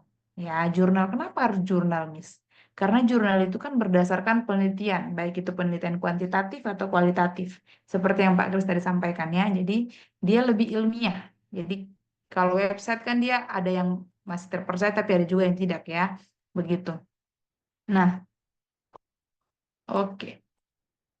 Kemudian kalau dari Google Scholar ya, nah contohnya, oh kita tadi pakai tentang AI ya. Jadi kita coba cari AI, apa AI membantu dalam proses belajar. Coba kita cari ya. Oke, implementasi penggunaan artificial intelligence dalam proses pembelajaran mahasiswa ilmu komunikasi bla bla bla ya. Oh dia langsung lebih ke langsung download ya. Nah kita buka. Oke, kita akan belajar bagaimana membuat citasi. Nah, sebelum kamu pakai sumbermu, ya, perhatikan, sebelum kamu memakai ya sumber ini untuk kamu pakai, perhatikan dulu ada tahunnya enggak. Oh ini ada tahunnya. Oh ini ada tahunnya. Kemudian, oh ini proceeding. Nah ini proceeding ini nanti berarti bukan jurnal, ya, masuknya nanti bukan jurnal. Kemudian ada penulisnya, oh ada, ya. Kamu harus lihat dulu sumbernya lengkap atau tidak, ya. Ada halamannya, ya. Ini halamannya. Tahunnya kapan, sampai akhir nggak? Ini ada daftar pustaka nggak di akhir? Berarti dia lengkap, oh ada. Ya, nah kalau begini berarti kamu sudah bisa pakai. Tapi yang ini dia konsepnya bukan jurnal, ya. Kalau dia begini itu di sini sudah jelas proceeding seminar nasional. Berarti ini adalah mirip-mirip seperti jurnal, tapi ini bukan jurnal ilmiah yang disampaikan, tapi ini adalah jurnal yang sengaja ditulis untuk seminar nasional. Ya, tetap ilmiah tetap. Tapi bagaimana kita mau mengutipnya, Miss? Nah, contohnya kita mau ambil kata yang mana dulu? Ya. Oh. Contohnya kita mau mengutip kata-kata hmm, bagian mana ya supaya kalian juga bisa belajar membuat. Teknologi kecerdasan buatan telah diterapkan secara bertahap. Para peneliti, oke, coba yang bagian ini. Para peneliti artificial intelligence atau AI beberapa tahun terakhir mencoba untuk memungkinkan para siswa untuk menerima pengetahuan. Oke. Contohnya,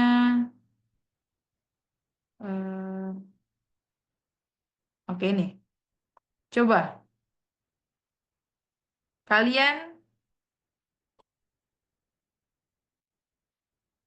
oke, berarti ini ya. Namun di sisi lain kehadiran artificial, ya, kehadiran AI juga dapat memberikan ancaman besar. Nah, coba kalian buatlah parafrase dari kalimat ini, ya. Ketik di media di kolom chat, soal kolom komentar. Dampak lainnya penggunaan AI ini dengan contoh penggunaan Canva, CapCut, ChatGPT, Let's Go dan lain sebagainya dapat membuat mahasiswa tidak dapat berpikir kritis dan kreatif serta ketergantungan. Coba, Miss mau tantang kalian, buatkanlah dulu parafrase dari kalimat ini. Ya, buatkan parafrase dari kalimat ini. Ayo. Kalau sudah, coba kalian ketik di komentar, kemudian kalian nanti misalkan lihat ya, misalkan pakai salah satu yang paling baik ya, baik kata-katanya, paling parafrase.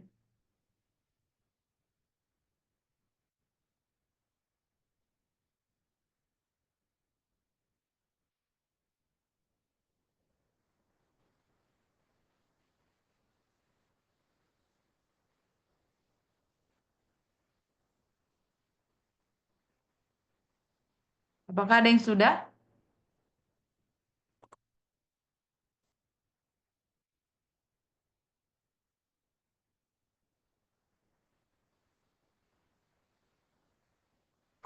Atau kalau mau dibacakan juga bisa ya.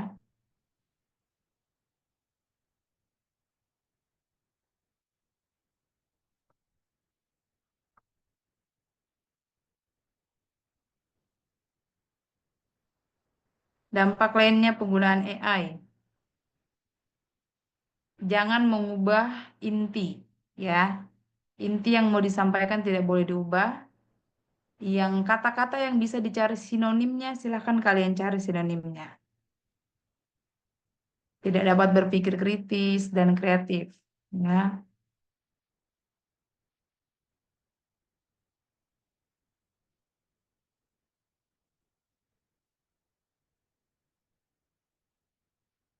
Adakah yang sudah? Atau ini terlalu sulit? Sabar, Miss, masih mengetik. Oke.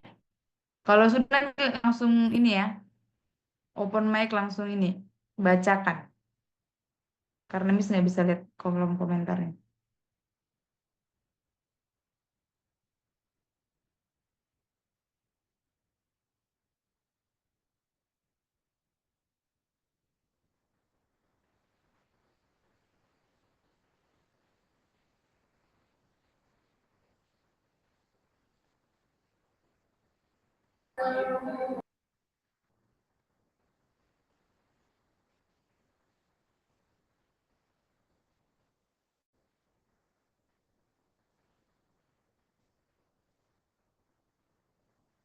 Satu menit lagi ya.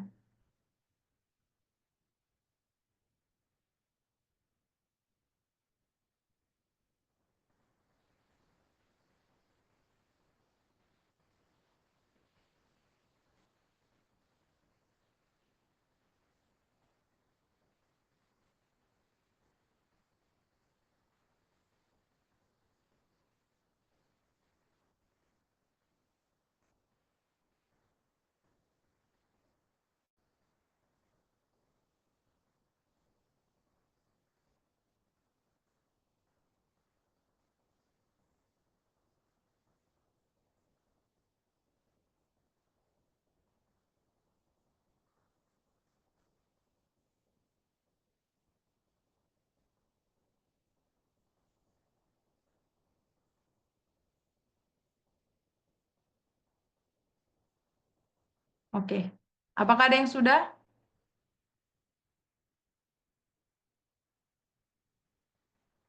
Kalau belum ada nanti Miss minta tolong satu orang ya. Elizabeth sudah?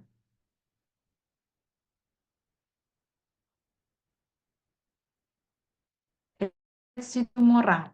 Apakah kamu sudah? Wait, Miss, wait. Oke. Oke. Nunggu. Ya, sudah. Miss, kayaknya saya sudah nih. Oke. Sabar ya. Kamu coba bacakan, Miss ketik apa yang atau kamu kirim di kolom komentar. Oh, Mbak Ha kirim aja, Kak. Oke, sip. Oke.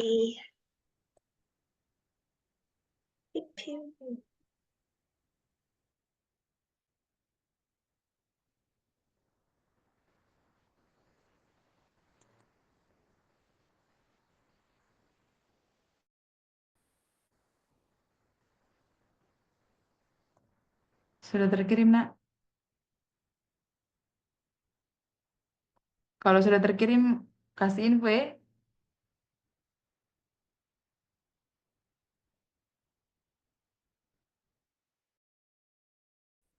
Coba membatasinya ya, anak-anak. Jadi Sudah, Miss. sambil, oke nak, thank you. Sambil kita coba ya, kalian juga coba, Miss coba di Miss punya laptop. Kalian sambil kalau misalnya ada laptop, silakan buka laptopnya ya.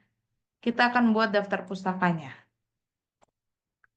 Oke, nah,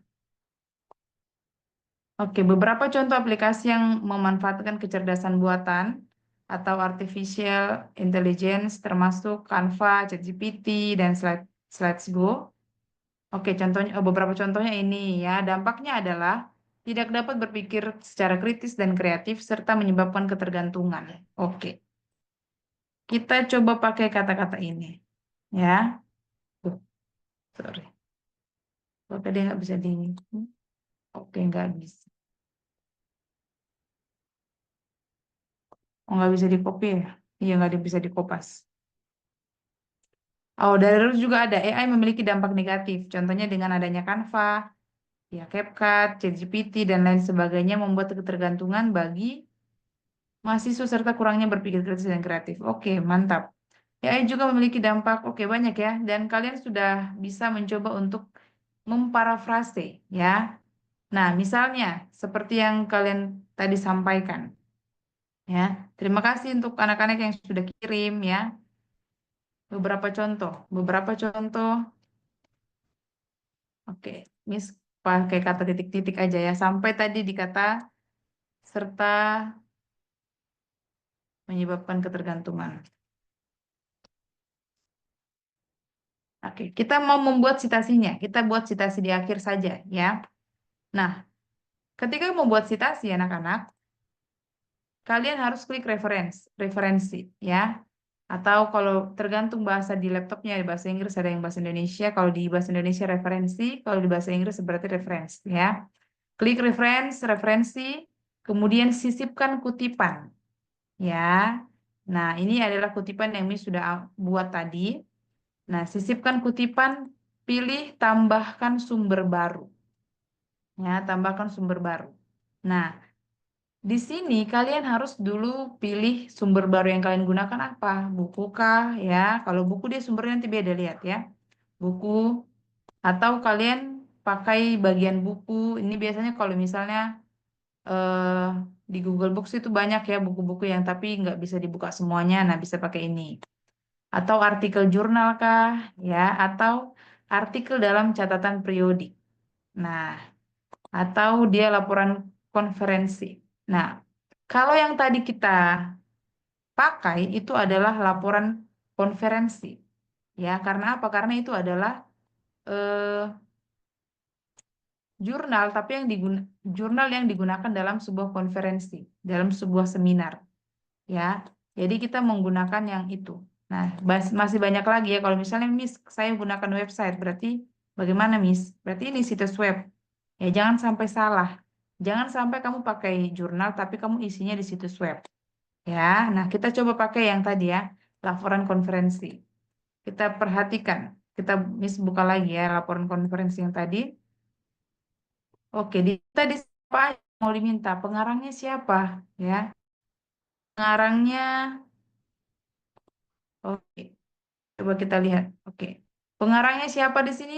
Ada 1, 2, 3. Adakah satu orang yang mau membantu Miss bagaimana cara penulisan pengarangnya ini? Arli. Oke, silakan. Apa yang ditulis dulu, Arli? Oke, Arli. ya Arli, kemudian koma Koma Adinda, ya. Adinda. Oke, terima kasih Filia. Berarti nama belakang baru koma nama belakang dulu toh? Ya, seperti Filia tadi sudah bacakan ya. Nah, tapi ini dia ada beberapa nama. Kalau misalnya Arli, koma, Adinda, itu kan komanya di sini mau memisahkan antara nama depan dengan nama belakang. Nah, untuk memisahkan nama satu dengan nama yang lainnya pakai titik koma, ya. Jadi pakai tanda titik koma, ya. Kemudian lanjut ke nama selanjutnya, berarti Dwi dulu, kata Dwi, koma, Nanda, kemudian titik koma lagi, Andini, koma Rea, ya. Oke, kalau sudah berarti lanjut ke judulnya. Judulnya tadi apa judulnya? Implementasi, ya penggunaan, bla bla bla. Ya, ini kadang bisa tercopy semua, tapi kadang tidak bisa tercopy semua. Nah, misalnya ini terpotong toh sampai kata dalam. Berarti kita harus copy paste satu-satu baris. Ya, oke.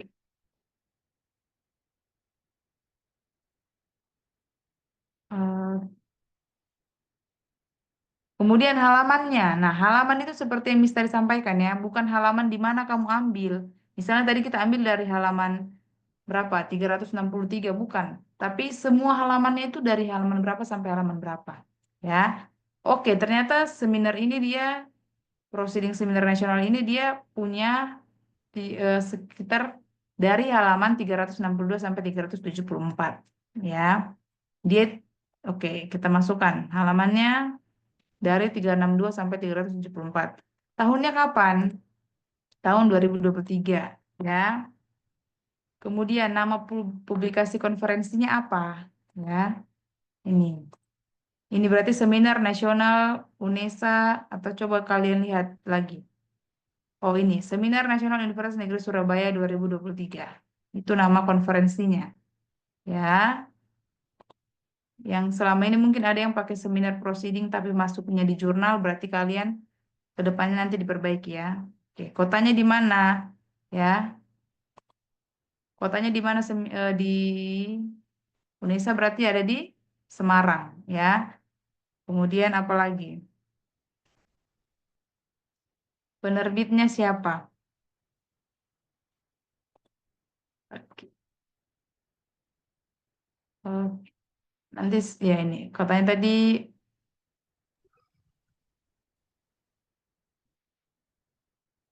penerbitnya berarti Seminar Nasional, pakai ini aja ya. Sorry. Ini Seminar 2003.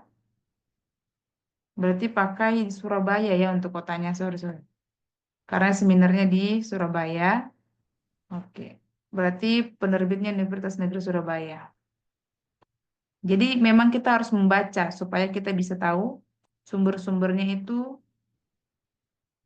apa saja yang dibutuhkan supaya tidak salah. Nah, kalau sudah silahkan klik oke, tapi kalian juga bisa tambahkan URL-nya di sini. Tampilkan semua bidang bibliografi. Ya, nanti di bagian bawah itu kalian bisa tambahkan di sini URL-nya. Ya, begitu. Ya, sejauh ini kita nggak usah pakai dulu ya untuk contoh ini. Nah, nanti dia muncul seperti ini. Ya, nanti akan muncul. Nah, kalau sudah muncul berarti inilah yang dinamakan satu sitasi. Oke? Kalau sudah, ini tadi kan Miss sudah coba masukkan ya, Miss punya. Tadi Miss ada buat juga untuk Miss punya PPT. Nah, ini Miss punya PPT itu 3 ini sumbernya. Tadi kan Miss baru tambah 1. Kalau kalian tambah, kalian harus perbarui. Nanti dia tambah sendiri. Nah, dia akan tambah. Oke? Begitu cara masukannya ya. Nanti yang lain juga silakan mengikuti. Contoh-contoh yang Miss sudah buat tadi ada beberapa. Misalnya yang ini misalnya ini dari website ya. Ini dari website. Kalau contohnya dari website begini. Kalau misalnya, nah, perhatikan. Tadi Miss memakai sumber dari dipublish. Ya, dipublish itu dia, tapi nggak ada nama sumber, nggak ada nama penulisnya siapa. Nah, kalau tidak ada nama penulisnya siapa, kalian klik nama perusahaan pengarang. Jadi kalian pakai perusahaan pengarang. Tadi website itu dari mana? Misalnya dari dipublish, berarti pakai kata dipublish aja. Berarti admin dipublish yang membuat. Atau misalnya kalian pakai kompas.com tapi tidak ada ininya, berarti buat aja admin pakai kompas.com aja juga bisa. Begitu. Ya. Oke. Sampai di sini ada yang mau bertanya?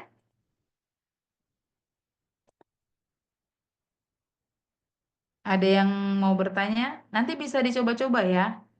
Silahkan klik reference, misalnya lagi ya klik referensi, ya, sisipkan kutipan, tambahkan sumber.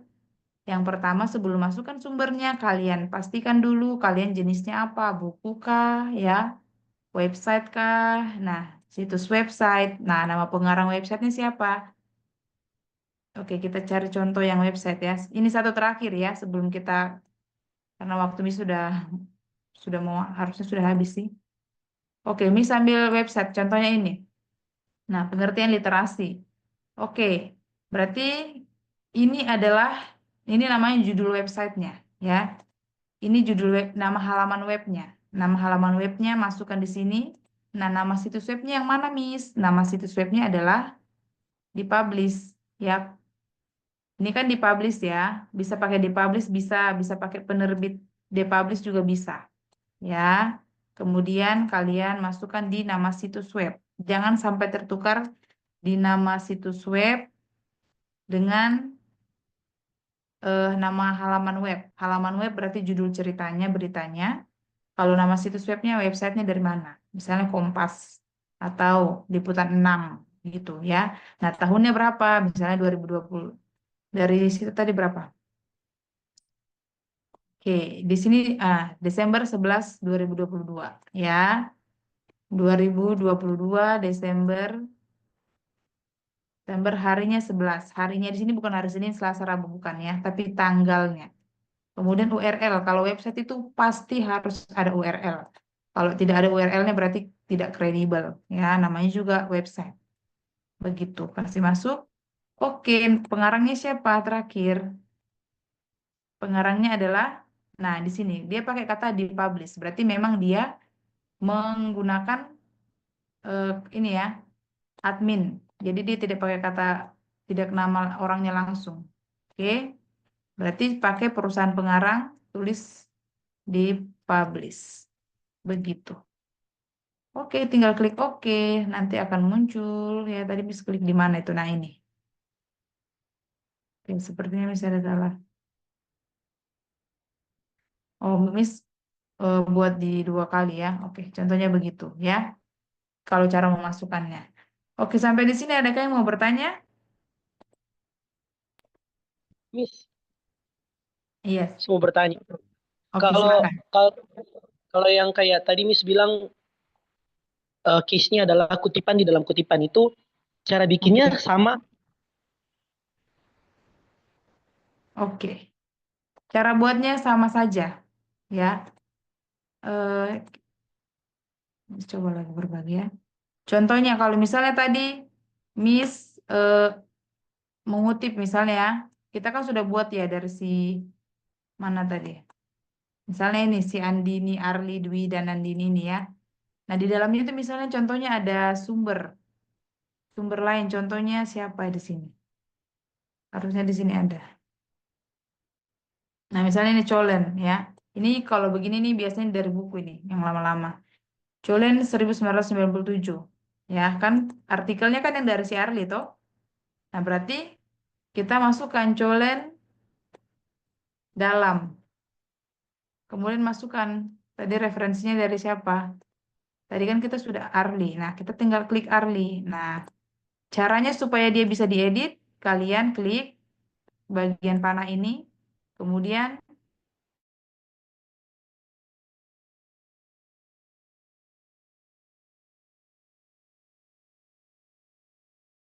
kalau sudah tidak di dalam kurung, kalian ubah dan yang ini menjadi dan biasa. Ya. Jadi dan yang begini itu hanya ada di dalam kurung. Kalau sudah di luar, tidak dalam kurung, berarti dannya tulis dan seperti biasa. Jadi Colen dalam Arli, Dwi, dan Andini 2023 menyatakan apa? Ya, atau apa yang dikatakan. Nah, kalau misalnya mengutip dalam kutipan itu biasanya pakai citasi awal. Ya, tadi kan ada citasi di awal, citasi di akhir. Kita pakai citasi di awal biasanya. Supaya apa, Mi? Supaya kata-katanya, kalimatnya itu lebih baik terlihat. Supaya lebih indah ketika dibaca. Sampai di sini bisa, Nak? Oke, Miss, siap. Oke. Ada lagi?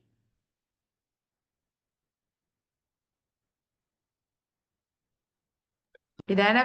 Kalau ada nanti boleh ditanyakan ke Miss ya. Ini kan kalian sudah mulai buat ya. Nanti ketika pada saat proses pembuatan Miss, aduh tolong ajarkan saya cara buat citasi website yang ini Miss. Saya mau ambil ini tapi saya bingungnya begini atau saya sudah buat Miss kira-kira ini sudah pas atau tidak silahkan ya. Begitu. Selama proses pembuatan, jangan menunda-nunda. Kalau bisa dimulai hari ini, silahkan mulai hari ini. Nanti seperti Pak Kris sampaikan, kalian bisa datang ke Miss, juga ke Miss Lisa, atau ke Pak Kris, atau ke Pak Faldo untuk bertanya tentang citasi. Ya, jadi kan ini juga masih awal ya. Mungkin ada yang kelas 12 mungkin sudah lebih paham ya. Kalau kelas 11 mungkin ada yang sudah, ada yang belum ya. Kalau kelas 10 apalagi ya masih baru ya pasti eh, butuh untuk dibimbing mungkin gitu. Jadi silahkan bertanya. Kalau tidak ada lagi yang bertanya, ya Miss serahkan kembali kepada Pak Kris.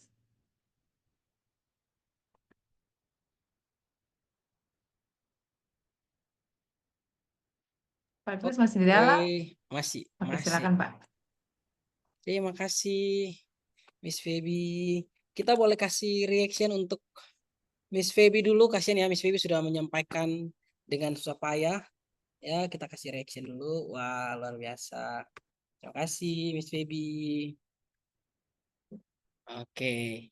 Ya, tidak sadar kita sudah berada di penghujung pembelajaran hari ini gitu ya. Luar biasa, kita on time, kita masuk tepat waktu, kita mulai tepat waktu, dan bahkan kita berakhir pun tepat waktu. Ini karena kalian juga sangat baik ya, bisa masuk dengan tepat waktu sehingga kita bisa mulai dengan baik gitu ya, luar biasa.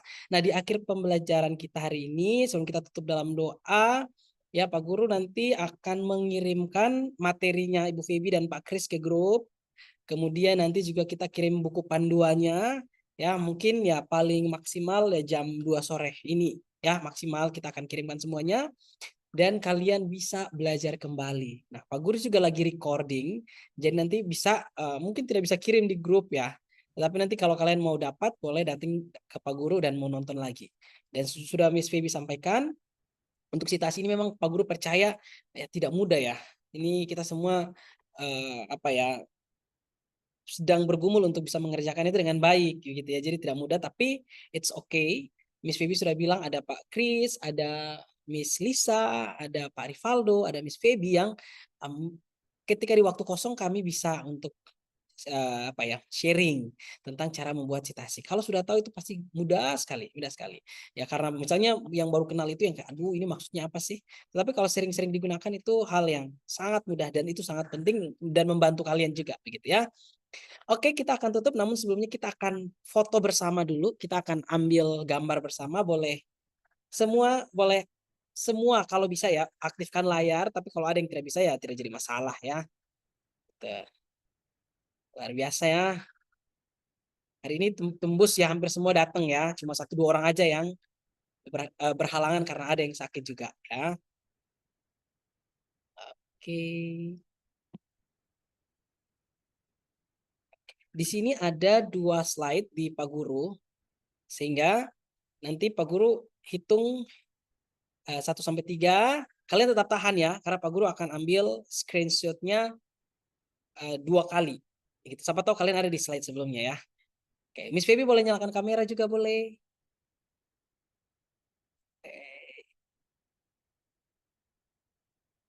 Oke. Saya sudah Pak. Oke. Kita akan mulai screenshot. Ini yang pertama ya. Oke, silahkan kita berikan gaya terbaik kita. 1, 2, 3. Oke, ditahan. Ini slide pertama. Ditahan. Slide kedua ya. 3, 2, 1. Oke, sekarang kita kasih 1 kali lagi ya, gaya bebas ya. Boleh L, boleh L tuh ke sana atau ke sini ya? Lenter, oke sana ya. Oke. Siap ya. Pertama ya. Oke, 1, 2, 3. Slide kedua, sabar. Slide kedua, sabar. Oke. 1, 2, 3. Oke, dengan demikian berakhir sudah sesi kita hari ini. Thank you so much untuk semua yang sudah berpartisipasi hari ini. Kita akan makan siang dan makan siang di rumah masing-masing ya. Oke, dan kita akan tutup dalam doa. Miss Feby lagi, Miss Lisa, boleh tutup kita dalam doa boleh?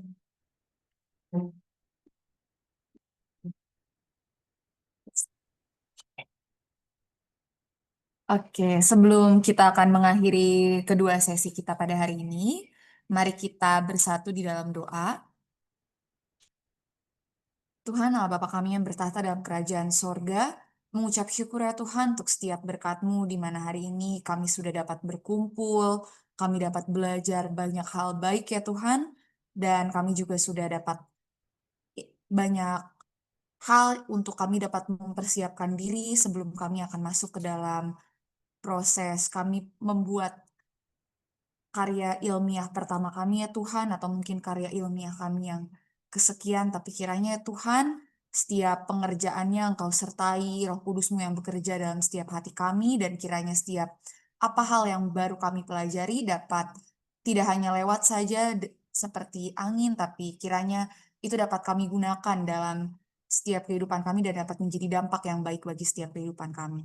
Terima kasih ya Tuhan, dan hari ini kami akan kembali kepada aktivitas kami masing-masing. Kiranya ya Tuhan, Kau menyertai kami sepanjang kegiatan kami pada hari ini, Engkau terus menyertai kami hingga malam nanti. Terima kasih ya Tuhan, dalam nama-Mu kami sudah berdoa dan mengucap syukur. Haleluya, amin. Amin. Oke semuanya. Oke, terima kasih Pak Kris, Ibu Lisa, dan Pak Faldo. Terima kasih anak-anak semuanya. Ya, Mi. Selamat makan Terima kasih, Miss. siang. Sudah bisa Selamat makan dimulai siang ya juga, penulisannya. Terima kasih banyak, Sir. Pak Guru, makasih Miss. Terima kasih Miss. Oke. Terima kasih semuanya. Ya. Dah Pak Guru, dah. Dadah, Terima Sir. kasih. Dah. Terima kasih Sir Chris. Oke. Oke, El. Dadah El. Dadah Peter. Dadah El. Iya, Miss. Terima kasih, Sir. Terima kasih, Miss. Dah. Tuhan Yesus Terima kasih, memberkati. Tuhan Yesus memberkati Terima semuanya. kasih El. Dah, terima kasih Alvaro. Dadah Miss. Bye-bye Miss. Bye Pak Guru. Bye. Dadah. Dadah. Alvaro kok namanya Kiki? Itu namanya Miss. mamanya. Sir, saya login Zoom Pakai pakai mama punya ya? Oh, Gus mama keluar. punya minta maaf, minta maaf ya. Pak Guru. Nggak tahu ya Pak Guru pikir salah nama ya. Oke, minta maaf ya. Di mana Aman, keluar Sir. nih? Mau keluar. Keluar di kanan bawah, kanan bawah. Ada yang warna merah tulisnya live. Nah,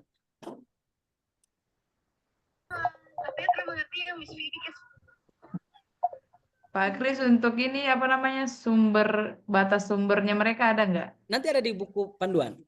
Oh, oke sip. Nanti saya langsung kirim aja ya Pak yang ini. Oh, Saya punya langsung materi. langsung di grup Gimana aja, nih Miss. cara keluar? Ya, oke siap. Oke, Siapa yang nggak bisa keluar ini? Nanti saya Pak akhiri Kris yang nggak semuanya keluar. ya. Saya akhiri semuanya ya. 1, 2, Oke. 3. 2, 3. Oke.